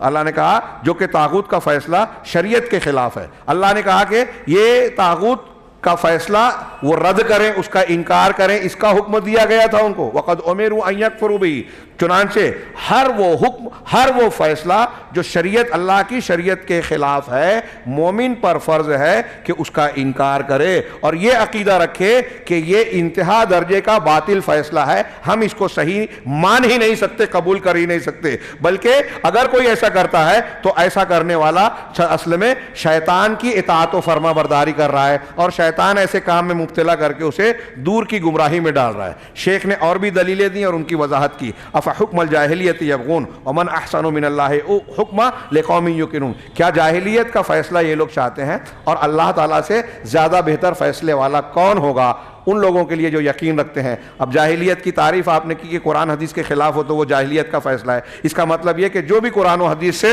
ہٹ کر کوئی فیصلہ چاہتا ہے تو وہ جاہلیت کا فیصلہ اختیار کر رہا ہے، اور اگر ہمیں یقین ہے، ایمان ہے، تو ہم کو اللہ کا فیصلہ سب سے بہتر ماننا چاہیے۔ اسی طرح اللہ تعالیٰ کی یہ فرمان ہم سب کو یاد ہے کہ فلا وربک لا یؤمنون حتی یحکموک فیما شجر بینہم، تمہارے رب کی قسم وہ لوگ ایمان نہیں لا سکتے، ایمان والے نہیں ہو سکتے یہاں تک کہ اپنے جھگڑوں میں آپ کو فیصل نہ بنا دے اور پھر ان جھگڑوں اس آپ کے فیصلے کے بارے میں اپنے دل میں کوئی تنگی محسوس نہ کریں، وَيُسَلِّمُ تسلیما، اور ظاہر میں اپنا سر جھکا نہ دے۔ مطلب اللہ کے رسول کا جو فیصلہ ہوتا ہے، مومن اپنے جھگڑے میں اندر سے بھی اس پہ حرج محسوس نہیں کرتا اور باہر بھی اس کی مخالفت نہیں کرتا، ظاہر اور باطن دونوں طریقے سے قبول کرتا ہے، یہ اہل ایمان کا طریقہ ہوتا ہے۔ آگے انہوں نے جو آیت پیش کی وہ پرانے اور جدید دور کے خارجیوں ان الحکم الا للہ ومن لم یحکم والی آیت ان کا عنوان ہے۔ اللہ عز و جل نے یہ بھی فرمایا کہ ومن لم یحکم بما انزل اللہ فاولئک هم الکافرون، جن لوگوں نے اللہ کے نازل کردہ فیصلے کے مطابق فیصلہ نہیں کیا، اللہ کے نازل شدہ تعلیم اور حکم کے مطابق فیصلہ نہیں کیا، یہی لوگ کافر ہیں۔ اس گمان سے کہ بزعم انہم لم یحکموا بشرع اللہ، معاف کیجئے، یہ جتنی بھی آیتیں ہیں یہ عام ہیں، تشمل العمل بکل حکم، ان تمام اعمال کو گھیرے ہوئے ہیں جس کو اللہ تبارک و تعالیٰ نے اپنی کتاب میں یا اپنی رسول کی زبان پر نازل کیا، وہ سارے فیصلے اللہ اور رسول کے فیصلے ہیں۔ اور اہل بدعت وقد ضل فیہا اہل البدع، ان آیتوں کے سلسلے میں، اب یہاں ایک شیخ نے وضاحت کی کہ یہ جو آیتیں ہم نے پڑھی ان آیتوں کے سلسلے میں تکفیری بدعتی فرقے اہل بدعت کے تکفیر کے سلسلے میں گمراہی اختیار کی، چنانچہ ان آیتوں کی بنیاد پر بہت سے مسلمانوں کو یہ لوگ اہل بدعت کافر قرار دیتے ہیں، اس گمان میں کہ یہ مسلمان اللہ کے فیصلے اور شریعت کو حکم نہیں بنا رہے ہیں، فیصل نہیں بنا رہے ہیں۔ امام ابن عبد البر رحمہ اللہ کی عبارت، جو اس زمانے میں 4 صدی کے عالم ہیں، آج کے زمانے کے خارجیوں کی مکفرین کی بات، تکفیریوں کی بات چھوڑیے، اس زمانے میں ابن عبد البر کہتے ہیں کہ اہل بدعت خوارج اور معتزلہ میں سے اہل بدعت کی جماعت جو ہے اس بارے میں گمراہی کا شکار ہو گئی اس باب میں، یعنی تکفیر کے باب میں۔ چنانچہ ان آثار اور دلیلوں سے انہوں نے، اور اس جیسی دوسری دلیلوں سے انہوں نے گنہگار مسلمانوں کے سلسلے میں تکفیر کا موقف اختیار کیا۔ یہاں وَمِثْلَهَا فِي تَكْفِيرِ الْمُذْنِبِينَ، گنہگاروں کو کافر قرار دینے کے سلسلے میں ان آیتوں ان دلیلوں سے حجت پکڑی۔ وَاحْتَجُّوا مِن کتاب اللہ، اور اللہ کی کتاب کی کچھ آیتوں کے ذریعے سے انہوں نے حجت پکڑی جن کا معنی ان کے ظاہر پر نہیں تھا، جیسے اللہ عز و جل کا یہ فرمان وَمَن لَّمْ يَحْكُم بِمَا أَنزَلَ اللَّهُ فَأُولَٰئِكَ هُمُ الْكَافِرُونَ، کہ جو اللہ کے نازل شدہ حکم کے مطابق فیصلہ نہیں کرتا تو یہی لوگ کافر ہیں۔ سورہ مائدہ کی یہ آیت بہت مشہور ہے، اور یہ آج کے دور کے خارجیوں کا ایک دم کھلا ہوا عنوان ہے مسلمانوں کو کافر قرار دینے کے لیے، وہ حکام ہو یا محکومین ہو۔ چنانچہ یہاں شیخ نے وضاحت کی کہ اے جو پڑھنے والے اور سننے والے ہیں ان کو خطاب کرنے کے بعد کہا کہ اہل بدعت مختلف زمانوں میں، یہ جو شیخ ابن عبد البر کی وضاحت سامنے رکھیے تو پتہ چلتا ہے کہ بدعتی لوگ الگ الگ زمانے کے ایک ہی قسم کے پائے جاتے ہیں، ایک ہی دل پر ہوتے ہیں، ایک ہی طریقے پہ ہوتے ہیں، قرآن کو پڑھتے ہیں لیکن قرآن کا معنی نہیں سمجھتے، تدبر قرآن لکھ دیا، تفہیم القرآن لکھ دیا، اور نکات قرآن لکھ دیا، ربط قرآن لکھ دیا، قرآن سمجھا نہیں، عقیدہ سمجھے نہیں، منہج سمجھے نہیں۔ تو یہ کہہ رہے ہیں کہ اہل بدعت کی یہ خامی ہے کہ قرآن کو سمجھتے نہیں، اس کا معنی سمجھتے نہیں، اور اس میں الٹ پلٹ کرتے ہیں۔ اور ان میں سے کچھ ایسے ہیں جو قرآن تو پڑھتے ہیں لیکن ان کے گلے سے نیچے آگے نہیں بڑھتا، چنانچہ ان کا دل جو ہے نرم نہیں پڑتا اور وہ ان کا عمل درست نہیں ہوتا، جیسا کہ آج کے زمانے میں شیخ کہہ رہے ہیں، جیسا کہ آج کے زمانے میں جو اہل بدعت ہیں الذین یعتدون فی التکفیر، جو تکفیر کے معاملے میں ان آیتوں اور دلیلوں کو اختیار کرتے ہوئے یکسرون حاضر آیات، یعنی جو تکفیر کا شمار کرتے ہوئے ان آیتوں کو جو ہم نے پڑھا یہ مسلمان حکام پر چسپاں کرتے ہیں۔ اس لیے کیوں چسپاں کرتے ہیں؟ اس لیے کہ وہ لأنہم لا یریدون، اس لیے کہ وہ حق کو ثابت کرنا نہیں چاہتے، نہ ہی ان کا مقصد دین کی نصرت ہے۔ یہ میں اکثر کہا کرتا ہوں مجلسوں میں، یہ جو اسلام پسند بولتے ہیں نا، یہ اسلام پسند نہیں ہے۔ جہاں ان کو اختیار قوت حاصل ہوا صاف کہا کہ اسلام نافذ نہیں کریں گے۔ یوسف القرضاوی صاحب، نام لے رہا ہوں معاف کیجئے گا، اشارے کا موقع نہیں رہا، اور ایسی بڑی بڑی شخصیات جو اسلام پسندی کے جھنڈے لے کر دنیا میں گھوم رہے ہیں اور دوسروں کو کافر قرار دیتے ہیں۔ ان کو جب اختیار اور قوت ملا تو انہوں نے کہا کہ جمہوریت مقدم ہے، آزادی مقدم ہے، شریعت کی تنفیذ ہم نہیں کرنا چاہتے۔ اس سے بات یہ ہوتا ہے، حسن البنا صاحب تک نے یہودیوں سے کہا کہ ہماری اور تمہاری لڑائی جو ہے دینی نہیں ہے، دینی جھگڑا ہمارے اور تمہارے درمیان نہیں ہے، آن ریکارڈ کتابوں میں موجود ہے جو میں کہہ رہا ہوں۔ قرآن حدیث جن کو کہا کہ تمہارے دشمن ہیں اور وہ کہہ رہے ہیں کہ دشمن نہیں ہے، اسلام پسند، اسلامی تحریک، اسلام کی نفاذ، اقامت دین کا نعرہ، یہ عجیب و غریب تضاد ہے، اور لوگ اندھے بہرے بنے ہوئے ہیں، دھوکہ کھاتے ہیں۔ خیر، تو یہ ان کا مقصد نہیں ہے، بلکہ وہ کیا چاہتے ہیں کہ یہ دراصل حکام سے نفرت کرتے ہیں، ان سے حقد جلن اور کینہ کپٹ رکھتے ہیں، لہٰذا چاہتے ہیں کہ ان حکام کے حکومت کو ہٹا دیا جائے۔ سعودی عرب میں موروثی حکومت ہے، تو موروثی ہے تو اس سے کیا، اس میں کیا خرابی ہے؟ وراثت والی ہونا، اگر یہ خرابی ہے ٹھیک ہے، ہم اس کو ہٹا دیں۔ کون سی لائیں؟ ابھی لیبیا میں، تیونس میں، مصر میں جو حکومت تھی آپ نے وہ ہٹا دیا، اور آج مسلمانوں کا خون بہ رہا ہے۔ روافض اور دنیا کے مسلم دشمن طاقتوں نے وہاں مسلمانوں کے خون کو اور خاص طور سے سنیوں کے قتل عام کو اپنا مشغلہ بنا رکھا ہے۔ ہم اور آپ نادان ہیں، سعودی عرب اور اس کے پیچھے ہم کو لگا دیا جاتا ہے۔ مسلمانوں کو اہواز میں، فلسطین میں، شام میں، لیبیا میں اور یمن میں مولی گاجر کی طرح کاٹا جا رہا ہے، اور ہم سمجھتے ہیں کہ یہ اسلام پسند، یہ جو لوگ کاٹ رہے ہیں نا وہ ایرانی اور دوسرے رافضی ہوں۔ اہواز کے سنی مسلمانوں پر فلسطین سے کم ظلم نہیں ہو رہا ہے، اور کرنے والا کون ہے؟ یہ ایرانی رافضی اثنا عشری۔ عراق میں قتل عام ہو رہا ہے، شام میں ہو رہا ہے، سنیوں کا، خبر کچھ اور بنائی جاتی ہے، ہم کو کسی اور چیز میں مشغول کر دیا جاتا ہے۔ اور یہ اسلام پسندی کا نعرہ لگانے والے جو مسلمان حکام اور علماء کو کافر کہتے ہیں، ان کا مذاق اڑاتے ہیں، یہ ان کا ساتھ دیتے ہیں عالمی منظرنامے میں جو یہودی اور نصرانی کے ساتھی بنے ہوئے ہیں، یعنی روافض کا۔ موقع نہیں ہے میں آگے بڑھوں کہ یہ لوگ اصل میں حکام کی حکومت گرانا چاہتے ہیں اور خود حکومت چاہتے ہیں، لیکن ان کو یہ بات معلوم ہے کہ اہل اسلام ان کی جو مراد ہے، خواہش ہے، اس کو پورا کرنے کے لیے ان کی بات مانیں گے نہیں. سیاسی پارٹی بنا کر اگر وہ کریں گے تو ان کی کوئی بات سنے گا نہیں، اس لیے وہ اپنے اوپر دین کا لباس ڈالتے ہیں، اسلام پسندی کا مظاہرہ کرتے ہیں. اسی لیے ہم ان کو دیکھتے ہیں کہ ان میں سے ایک شخص جو ہے وہ دین کو اس بات میں پوری محنت لگا دیتا ہے کہ توحید کا نام لگائے، لیکن اس کی توحید حکام کو گالی دینے، ان کی مذمت کرنے، ان کو کافر قرار دینے تک سمٹی ہوئی ہے. مسلمان کافر، ان کی توحید کیا ہے؟ ہاں، توحید الحاکمیہ. ہندوستان میں آپ جماعت اسلامی کے لٹریچر کو دیکھیں جو ان کے بانی ہیں،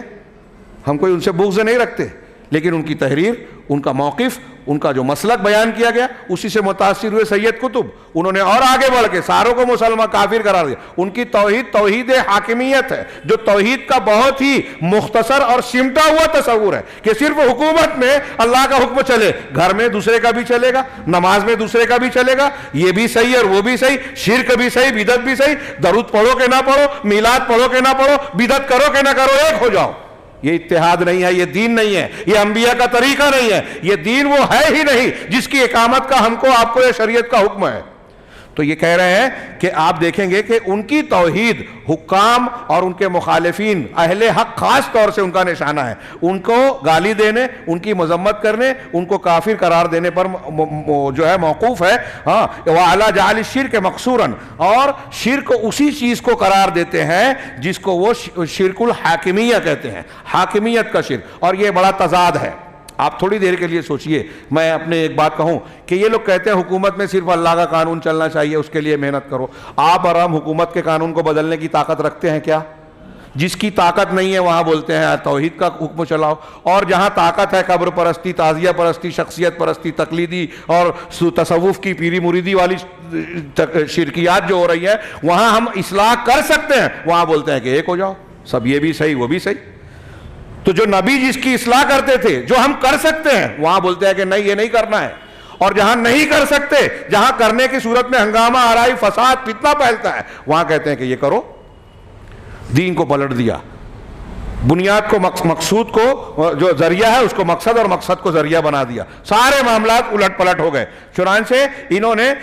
توحید کو اور شرک کو شرک حاکمیت میں سمیٹ دیا. ان میں سے ایک کو آپ پائیں گے کہ وہ ان آیتوں کو جو ہم نے پڑھا یہ حکام پر صرف فٹ کرتا ہے، جبکہ بینما لو انصفوا، اگر وہ انصاف کرتے تو ان کو یہ بات معلوم ہو جاتی کہ انہم فی عقیدہ. بہت پیاری بات کہی شیخ روحیلی نے، اگر انصاف سے کام لینا یہ تکفیرین، تو وہ یہ بات جان جائیں گے کہ خود ان کا عقیدہ ایسا ہے کہ اپنے عقیدے کے سلسلے میں وہ اللہ کے نازل شدہ فیصلے کے مطابق فیصلہ نہیں کر رہے ہیں. یہ الزام دے رہے ہیں نا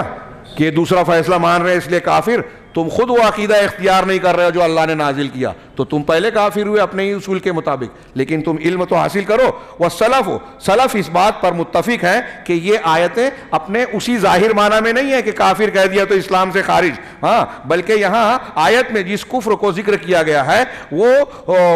مخرج عن الملہ، ملت سے خارج قرار دینے والا کفر نہیں ہے. ابن جریر نے ابن عباس رضی اللہ تعالیٰ عنہ سے روایت نقل کی کہ وَمَن لَمْ يَحْكُمْ بِمَا أَنزَلَ اللَّهُ فَأُولَٰئِكَ هُمُ الْكَافِرُونَ، جو اللہ کے نازل شدہ حکم کے مطابق فیصلہ نہیں کرے گا تو وہ کافر ہوگا. ابن عباس کہتے ہیں کہ من جحد ما انزل اللہ فقط کفر، اللہ کے نازل شدہ حکم کا جو انکار کرے گا وہ کافر. دیکھیے ابن عباس ترجمان القرآن، صحابی رسول، یہ ہے علم والے لوگ. انہوں نے بیان کیا کہ جو اللہ کے نازل شدہ کا انکار کرے وہ کافر ہوگا، اور جو اقرار کرے،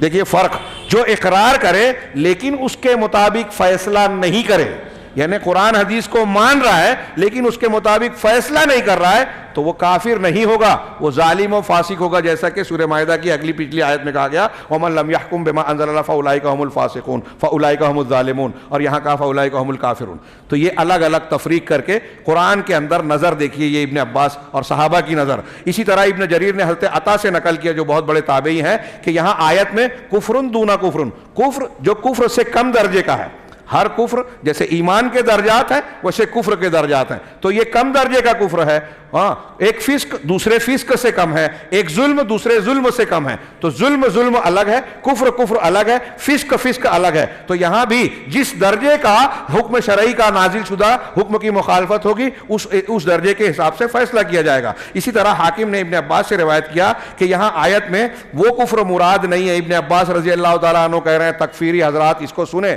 کہ انہ لیس بالکفر الذی یذهبون الیہ، یہ وہ کفر مراد نہیں ہے جس کی طرف یہ لوگ جاتے ہیں. انہ لیس کفرا ینقل عن الملہ، یہ وہ کفر نہیں ہے جو ملت سے آدمی کو منتقل کر دیتا ہے، ملت سے نکال دیتا ہے. ومن لم يحکم بما انزل اللہ فاولئک هم الکافرون. حضرت ابن عباس نے آیت پڑھی اور کہا کہ کفر دون کفر، ایسا کفر جو بڑے کفر سے کم درجے کا ہے، ایک درجے کے کفر سے کم درجے کا ہے. ثم قال الحاکم، ہاں پھر یہ روایت کو صحیح قرار دیا.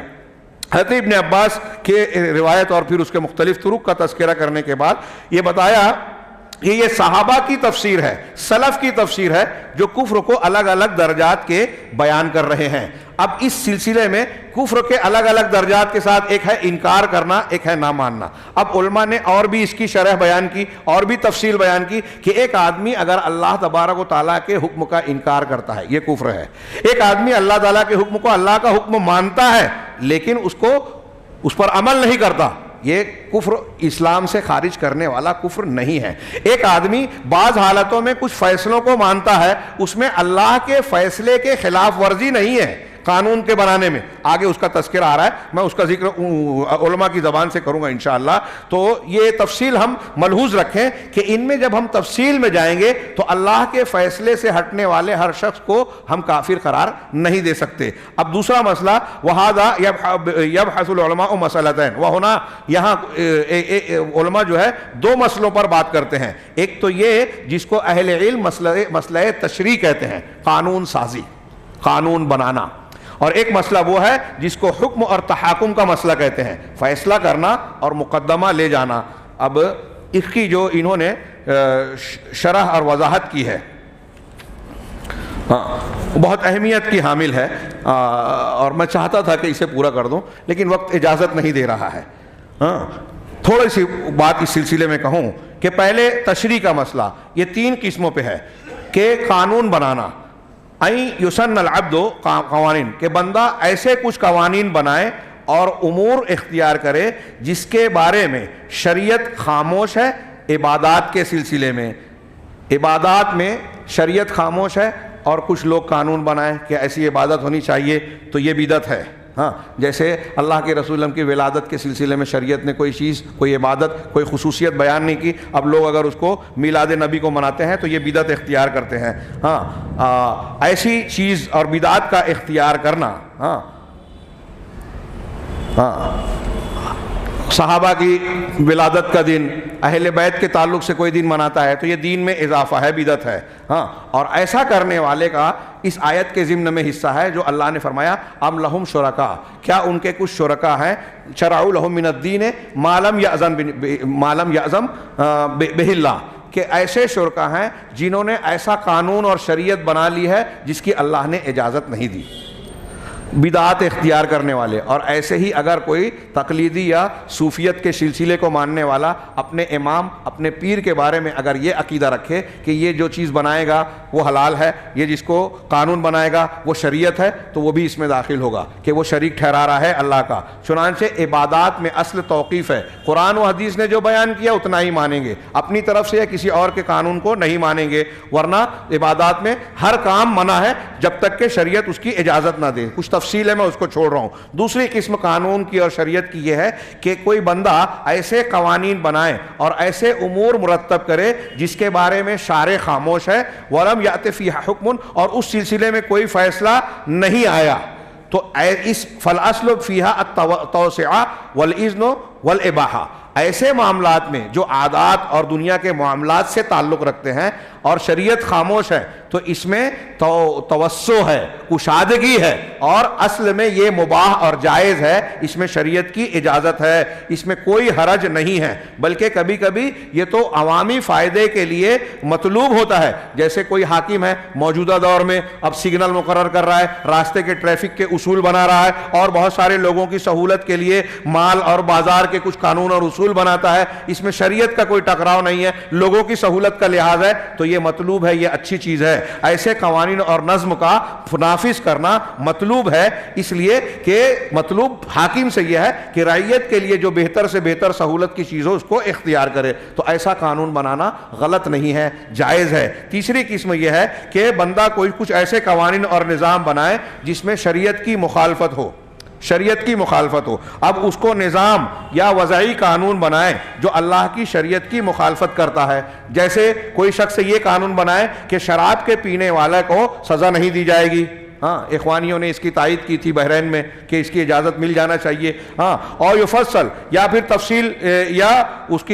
کی تفصیل بیان کیا، ان شرب فی البیت، یا یہ تفصیل بیان کرے کہ اگر آدمی گھر میں بیٹھ کر شراب پی رہا ہے،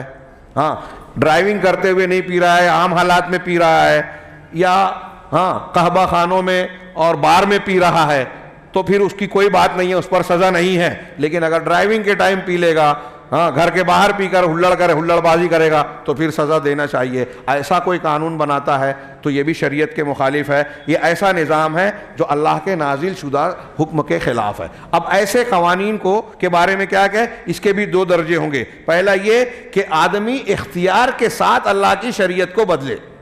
ایک آدمی کو اختیار ہے، پاور ہے قانون بنانے کا، تو جان بوجھ کر اختیار کے ساتھ شریعت کو بدل رہا ہے، یعنی وہ اللہ کی شریعت کو حاکم بنا سکتا ہے، لیکن اللہ کی شریعت اور احکام کی بجائے وہ وضعی قوانین کے ذریعے سے اس کو بدل رہا ہے، اپنے اختیارات کے ذریعے سے، جیسا کہ ان لوگوں نے کیا جنہوں نے عثمانی خلافت کو ساقط کیا اور اس کے بجائے سیکولر قوانین کو اللہ کے دین کے مقابلے میں اختیار کیا۔ ان کو پاور تھا کہ وہ اللہ کے دین کو اختیار کرتے۔ پاکستان کو جناح نے بنایا تو ان کو پاور تھا کہ وہ شریعت کو حاکم بناتے، لیکن صاف اعلان کیا کہ ہمارا یہاں کا قانون جو ہے جمہوری ہوگا، اسلامی نہیں ہوگا۔ تو جو جانتے بوجھتے پاور رکھتے ہوئے اگر نہیں کر رہا ہے تو یہ ایک طریقہ ہے۔ وَهَذَا قَدْ ذَهَبَ جَمَعَ، ایسا کرنے والا، بعض علماء کی اہل علم کی جماعت کہتی ہے کہ ایسا کرنے والا کافر ہو جائے گا۔ دیکھیے یہاں بھی اجماع نہیں کہہ رہے ہیں، علماء کی بعض جماعت کہتی ہے وَقَالُوا فَعْلُهُ كُفْرٌ وَهُوَ کافر، کہ اس کا فعل کفر ہوگا اور وہ کافر ہو جائے گا۔ شیخ ابن باز کے تلامذہ نے یہ نقل کیا ہے اس بات کو، جو میں چاہتا تھا، بہت غور سے سن لیجئے، حاصل ہوگا، بہت اہم چیز ہے۔ شیخ ابن باز کے شاگردوں نے ان سے یہ نقل کیا کہ ان ھذا لا یکفر، کہ یہ شخص، ایسا شخص کافر نہیں ہوگا الا یہ کہ وہ عقیدہ رکھتا ہو کہ اس نے جو کام کیا وہ احسن ہے، بہتر ہے، یا شریعت کے جیسا ہے۔ ایک آدمی شریعت الہی کے خلاف قانون بنا رہا ہے، دیکھیے یہ علماء کی باریکیاں، اب وہ بنا رہا ہے تو اس کو ہم مطلقاً کافر نہیں کہیں گے۔ کب کافر کہیں گے؟ جب وہ یہ عقیدہ رکھ رہا ہے کہ میں جو قانون بنا رہا ہوں یہ اللہ کی شریعت سے بہتر ہے، یا اللہ کی شریعت کے ہم پلہ اور اس کے جیسا ہے،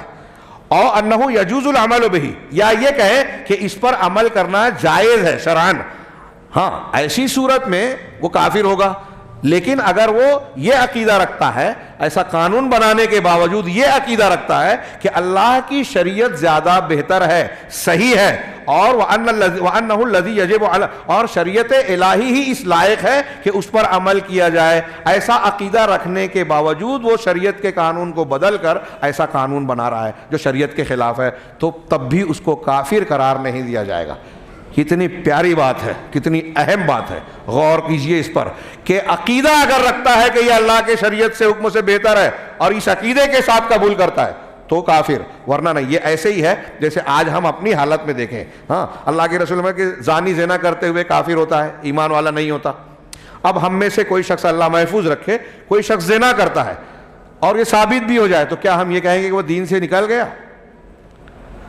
زنا کرنے والا زنا کر رہا ہے لیکن یہ مان رہا ہے کہ یہ زنا اللہ تعالیٰ کو ناپسند ہے، حرام ہے، تو چونکہ وہ حرام مان رہا ہے، کرنے کے باوجود کافر نہیں کہا جائے گا، اس کا کفر عملی ہوگا، اعتقادی نہیں ہوگا، اسلام سے خارج کرنے والا نہیں ہوگا۔ وہی بات شیخ ابن باز یہاں فرما رہے ہیں کہ ایسا کہنے والا کافر نہیں ہو جائے گا۔ شیخ رحمہ اللہ سے سوال کیا گیا کہ حل فیہ فرق بین التبدیل ککل والحکم فی قضیہ، کیا اس میں فرق ہے کہ پورے شریعت کو، پورے احکامات اور قانون کو بدلا جائے یا کسی ایک قضیے میں، ہاں کہ اللہ کے نازل شدہ حکم کے بغیر فیصلہ کیا جائے پوری شریعت میں یا ایک میں؟ تو آپ نے کہا کہ ان کان لم یقصد بذالک الاستحلال، اگر یہ کام وہ کر رہا ہے اور حلال نہیں سمجھ رہا ہے، بغور سنیے، اگر یہ ناجائز کام کر رہا ہے، غلط کام شریعت کے خلاف کر رہا ہے لیکن اس کو حلال نہیں سمجھ رہا ہے، تو اس پر وَإِنَّمَا حَكَمَ بِذَلِكَ لِأَسْبَابٍ أُخْرَى، اس کا فیصلہ اس نے کچھ دوسرے اسباب کی بنیاد پہ کیا ہے، تو اس کا کفر نچلے درجے کا کفر ہوگا، یکون کفرہ کفرن دون کفرن، اس کا کفر کم درجے کا کفر ہوگا۔ اما اذا قال، لیکن اگر وہ یہ کہے کہ ایسا کرنا مباح ہے، اللہ کے نازل شدہ حکم کے خلاف فیصلہ کرنے میں کوئی حرج نہیں ہے، اور یہ کہے کہ شریعت زیادہ افضل ہے، لیکن دیکھیے الگ الگ شکلیں بتا رہے ہیں کہ اس کو بھی خیر مان رہا ہے، مباح مان رہا ہے، اگرچہ شریعت کو افضل کہہ رہا ہے لیکن کہہ رہا ہے کہ ما فیہ حرج مباح، ہاں اس میں کوئی حرج، مباح حرج نہیں ہے، وہ کوئی حرج نہیں ہے، یہ مباح ہے، تو ایسا کہنے پر بھی وہ کافر ہو جائے گا، کفر اکبر کا مرتکب ہو جائے گا، چاہے وہ کہے کہ شریعت افضل ہے، چاہے یہ کہے کہ شریعت اس قانون کے برابر ہے، چاہے یہ کہے کہ اور آہو افضل من الشریعہ، یا اس قانون کو شریعت سے بہتر مانے، شریعت کو بہتر مانے، اس قانون کو بہتر مانے، دونوں کو برابر مانے، ایسے عقیدے کے ساتھ اگر وہ دوسرا قانون مان رہا ہے تو وہ کافر ہوگا، اور ایسا کرنے والا کفر ہوگا۔ اللہ تعالیٰ سے ہم ان تمام صورتوں سے عافیت چاہتے ہیں۔ تو فہونا تعالی من شیخ ابن باز، چنانچہ شیخ ابن باز یہاں تبدیلی اور فیصلے کے درمیان فرق نہیں کر رہے ہیں، بلکہ اس میں تفصیل بیان کر رہے ہیں کہ کتنا حکم مان رہا ہے، پورا یا ادھورا، یہ الگ بات ہے، لیکن اس کی شکل کیا ہے، اس کا اعتقاد کیا ہے، اس کی بنیاد پر تفصیل بیان کر رہے ہیں۔ الذی سنورثہ فی الحکم بغیر ما انزل اللہ، غیر ما انزل اللہ کے علاوہ فیصلہ کرنے کے سلسلے میں جو ہم بحث کریں گے اس میں ہم بیان کریں گے، وقت نہیں ہے، میں اسی تناظر میں یہ بیان کرنا چاہتا ہوں کہ آج جیسے ہمارے ہاں کچھ لوگ کہتے ہیں کہ ووٹ دینا شرک ہے، کفر ہے، اب تھوڑی دیر کے لیے شیخ ابن باز نے جو فیصلے کے سلسلے میں آگے جو دلیلیں دی اس پر جو بیان کیا بہت ہی مفید ہے، میں چاہتا تھا کہ اسے پیش کروں۔ اس ضمن میں ایک بات یہ بھی کہی کہ انسان کی اپنی طاقت و استطاعت کا بھی لحاظ کیا جائے گا۔ اب جیسے ہم ہندوستان میں رہتے ہیں، مولانا مودودی صاحب نے کہہ دیا اور آج بعض اکثر جماعت اسلامی نے اس سے رجوع کر لیا، لیکن آج بھی کچھ لوگ کہتے ہیں کہ ووٹ دینا شرک ہے۔ کیوں؟ آپ اسمبلی اور پارلیمنٹ کے ممبران کو اگر ووٹ دے رہے ہیں تو اس کا مطلب یہ کہ آپ ان کے قانون بنانے کو اختیار کو مان رہے ہیں، اسمبلی اور پارلیمنٹ میں قانون سازی کرتے ہیں، تشریح کرتے ہیں، تو آپ یہ کہہ رہے ہیں کہ وہ قانون بنا سکتے ہیں۔ اب ان کے قانون بنانے والا صرف اللہ ہے، تو آپ نے ان کو جب قانون سازی کا حق دیا ووٹ دے کر، تو آپ جو ہے شرک کر رہے ہیں، کفر کر رہے ہیں۔ میں یہاں جتنے بیٹھے ہیں، میں نے ایسا کئی مجلسوں میں پوچھا، سب سے پوچھتا ہوں کہ جب ہم میں سے، آپ میں سے، یا کوئی وہ مسلمان جو بہت دیندار نہیں ہے، دنیا دار قسم کا مسلمان، جب کسی اسمبلی یا پارلیمنٹ کے الیکشن میں کسی ممبر کو ووٹ دیتا ہے تو کیا اس کا یہ عقیدہ ہوتا ہے کہ اس کا بنایا ہوا قانون اللہ کے قانون کے جیسا ہے؟ پارلیمنٹ میں جو قانون بنا ہے وہ ایسے ہی ہے جیسے قرآن و حدیث کا ہے؟ اب قانون بن گیا کہ کیا ہے، کیا ہے وہ گائے کی نسل کے جو جانور ہے وہ نہیں کھا سکتے، مسلمانوں نے اس کو حرام سمجھ لیا کہ ہندوستان کے قانون میں یہ پاس ہو گیا تو اب یہ حرام ہو گیا، ایسا مانتا ہے کوئی مسلمان؟ تو جب عقیدہ کے بغیر ہم ووٹ دے رہے ہیں، آپ اس کو کفر اور شرک کیسے کہہ سکتے ہیں؟ اچھا، صرف ہندوستان کے قانون بنانے، اب حکم ماننے میں کہ ہندوستان کا قانون آپ نے مانا تو شرک کر لیا، ٹھیک ہے، آپ راشن کارڈ نہیں بنواتے، آدھار کارڈ نہیں بنواتے، ٹریفک کے اصولوں کا پالن نہیں کرتے، تو کیا اس کی وجہ سے آدمی شرک اور مشرک اور کافر ہو جائے گا؟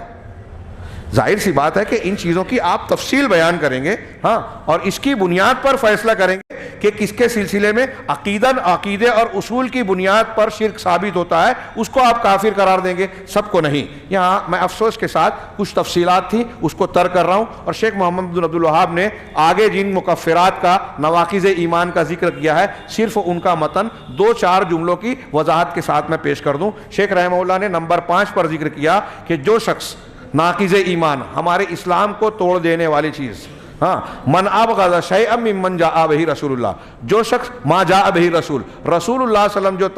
تعلیمات لائے ہیں ان میں سے کسی چیز سے نفرت کرے، ناپسند کرے، ولو عمل بہ، چاہے وہ اس پر عمل کر رہا ہے لیکن کراہت کر رہا ہے کہ نہیں یہ اچھی چیز نہیں ہے، تو وہ کافر ہو جائے گا اجماع کے ساتھ. اور قرآن کی دلیل دی شیخ محمد بن عبد الوہاب نے، اس پر اللہ تعالیٰ کا یہ قول دلیل ہے سورہ محمد کی آیت ذالک بانہم کرہوا ما انزل اللہ فاحبط اعمالہم، یہ اس وجہ سے کہ انہوں نے اللہ کے نازل شدہ تعلیمات کو ناپسند کیا، چنانچہ اللہ تعالیٰ نے ان کے اعمال کو برباد کر دیا. اس سلسلے میں شیخ نے وضاحت کی کہ اگر کوئی شخص جو ہے منطوق اور ملفوظ اعتبار سے، اب بہت سارے لوگ ہیں، کوئی بولتا ہے کہ ارے مجھے اسلام میں مسلمان تو ہوں لیکن جو چور کا ہاتھ کاٹنا ہے وہ مجھے پسند نہیں ہے. بہت سارے ہمارے یہاں دانشور علماء مفکرین نے بڑے بڑے مضمون لکھے کہ زانی کو رجم کرنا یہ ہم قبول نہیں کرتے. ارے ٹھیک ہے، شراب پینے کے تعلق سے قرآن میں کہیں حرام نہیں کہا گیا، حدیث میں ہے، قرآن میں حرام نہیں کیا گیا. قرآن کہتا ہے یہ عمل شیطان ہے، تو جو شیطان کا عمل ہے وہ جائز ہو سکتا ہے، یہ حرام سے زیادہ بڑی بات ہے. لیکن ہمارے ہاں ایسے ایسے علامہ پائے جاتے ہیں کہ وہ حد کو پسند نہیں کرتے، زنا کو وہ کوئی جو ہے زانی کو رجم کرنے کو پسند نہیں کرتا، کسی کو پردہ جو ہے برا لگتا ہے کہ اللہ کے رسول صلی اللہ علیہ وسلم نے جو عورتوں کے لیے پردہ اور حجاب کا حکم دیا ہے وہ ناپسندیدہ ہے، کسی کو کوئی اور، کسی کو کوئی اور. تو جو شخص کسی بھی چیز کو ناپسند کرے، کوئی داڑھی کو ناپسند کرتا ہے، اگر بغض ہے، چاہے آپ داڑھی رکھ کے بغض کر رہے ہیں تو بغض ہے تو آپ کافر ہو گئے، دین سے نکل گئے. لیکن یہاں ایک وضاحت شیخ نے بہت اچھی کی، اچھی طریقے سے دماغ رکھیے کہ اسی طریقے سے اگر کوئی مذاق اڑاتا ہے قرآن و حدیث کا تو وہ بھی کافر ہوگا. لیکن اگر آپ داڑھی کو ناپسند نہیں کر رہے ہیں مگر کوئی داڑھی رکھنے والے کا آپ مذاق اڑا رہے ہیں، وہ اگلے اس میں ہے، ہاں، تو اس شخصیت کا مذاق اڑانے پر ہم کافر نہیں قرار دیں گے. اسی طریقے سے کوئی عورت ہے، ہاں، اس کا شوہر کہہ رہا ہے کہ میں دوسری شادی کرنا چاہتا ہوں، یہ ہم لوگ بھی مذاق میں بیویوں کو کہتے ہیں سمجھانے کے لیے، ہاں، کہ اللہ اور رسول کے حکم کو برا نہیں سمجھنا چاہیے. 4 شادی کی اجازت ہے، اگر آپ اس کو ناپسند کرو گے تو یہ کفر کی بات ہے. لیکن ایک ہوتا ہے کہ کوئی عورت یہ کہے کہ 4 شادی کی اجازت اچھی نہیں ہے، اس کو ناپسند کرے، یہ کفر ہے. لیکن ایک یہ ہوتا ہے، شیخ نے کہا کہ کوئی بیوی اپنے شوہر سے بہت محبت کرتی ہے اور اس کے دل میں یہ آتا ہے کہ اگر یہ دوسری شادی کر لے گا تو میرے تعلق سے مجھ کو ذرا تکلیف ہوگی، تو اس چیز کو کہ میرا شوہر دوسری شادی کرے اس کو بھلا نہیں معلوم ہوتا، تو اس کا اپنے شوہر کا دوسری شادی کرنا ناپسند ہے. اللہ اور رسول کا اجازت دینا ناپسند نہیں ہے، اس لیے اس کو ہم کافر نہیں کہیں گے. تو اس کا دھیان رکھنا چاہیے کہ کوئی حکم رسول کو ناپسند کرتا ہے اور کوئی خاص حکم کو نہیں قبول کرتا. بعض کام ایسا بھی ہوتا ہے، اب جیسے مثال کے طور پہ ایک یہاں انہوں نے مثال دی کہ اگر ایک چور کا ہاتھ کاٹنا ہے، حاکم نے کہا کہ جاؤ آپ ہاتھ کاٹو، تو کہا نہیں میں یہ نہیں کر پاؤں گا، مجھ کو یہ ناپسند ہے. تو اس کو ناپسند کیا ہے کہ آپ ہاتھ کاٹ کے خون جو دکھے گا میں اس کو جھیل نہیں پاؤں گا، اس کو برداشت نہیں کر پاؤں گا، تو یہ الگ بات ہو گئی بنسبت اس کے کہ وہ ناپسندیدہ قرار دے رہا ہے. 6 نمبر پر جو شخص اللہ کے دین رسول، 5 منٹ اور لے لوں نا، بس کچھ حرکت ہو رہی ہے، مجھے لگ رہا ہے کہ بے چینی ہے، میں اجازت لے رہا ہوں، اتنا وقت آپ لوگوں نے دیا ہے تو 5 منٹ انشاءاللہ اس سے زیادہ نہیں لوں گا.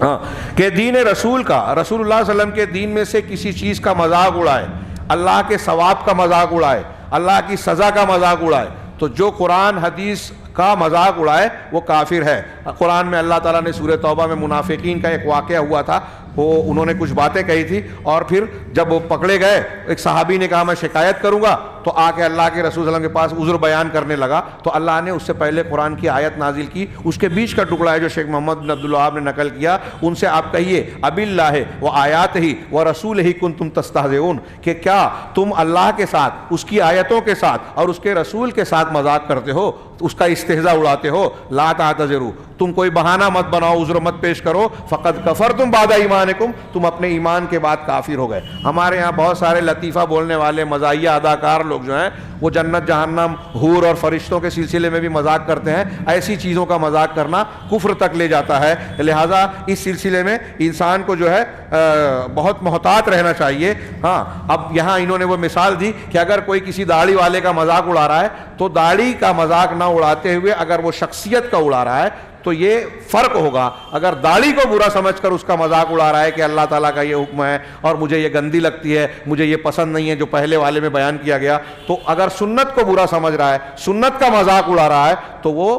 کفر ہو سکتا ہے. رفع الیدین سنت ہے, ہمارے یہاں احناف کہتے ہیں, جو ان کے علماء ہیں جانکار وہ یہ کہتے ہیں. بعض حنفی اہل حدیث کی ضد میں, ہاں حالانکہ شافعی اور دوسرے لوگ بھی کرتے ہیں, اہل حدیث کی ضد میں رفع الیدین کا مذاق اڑاتے ہیں کہ ارے مکھی اڑاتے ہو کیا, ہاں ارے یہ کرتے ہو کیا, ہوا میں اڑنا چاہتے ہو کیا. اگر وہ ایسا کہتے ہیں تو سن لے کہ رسول اللہ صلی اللہ علیہ وسلم کی مذاق اڑانا یہ تو سنت ہے, لیکن رسول کے طریقے کا مذاق اڑانا کفر تک پہنچا سکتا ہے. ہاں ساتویں چیز جو ایمان کو توڑتی ہے وہ ہے جادو.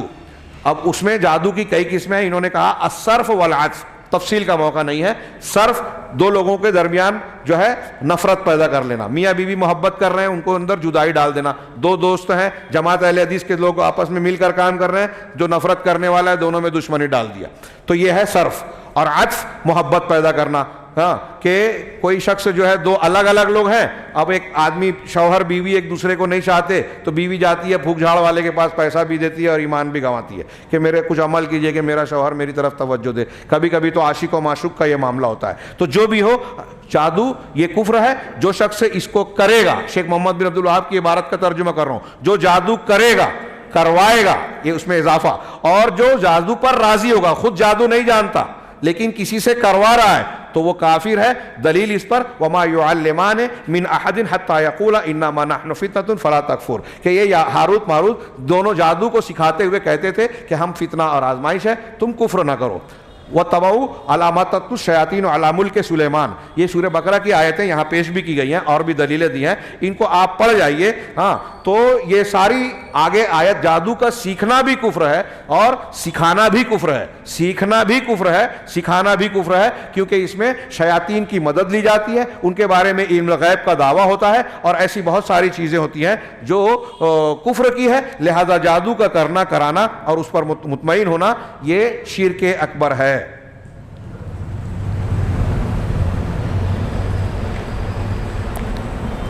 ہاں آخری آٹھواں سبب مظاہرۃ المشرکین و معاونتہم علی المسلمین, کہ مشرکین کا ساتھ دینا, مدد کرنا اور مسلمانوں کے خلاف ان کی معاونت کرنا. اس سلسلے میں اللہ تعالیٰ کا یہ قول دلیل ہے, وَمَن يَتَوَلَّهُم مِّنكُمْ فَإِنَّهُ مِنْهُمْ, جو تم میں سے ان کی مدد کرے گا, تولیت کرے گا, ساتھ دے گا, تو وہ انہی میں سے ہو جائے گا. ان اللہ لا یہدی القوم الظالمین, اللہ ظالم قوموں کو ہدایت نہیں دیتا. آج جو لوگ دوسروں کو, سعودی عرب کو کفر کا فتویٰ دیتے ہیں, وہ یہود, نصارہ اور روافظ کے ساتھ میں ساز باز کر کے مدد کر رہے ہیں. میں ہوائی بات نہیں کہہ رہا ہوں. ہیلری کلنٹن اور بہت سارے موساد کے اور ISI کے, کیا وہ امریکہ کی جو وہ ہے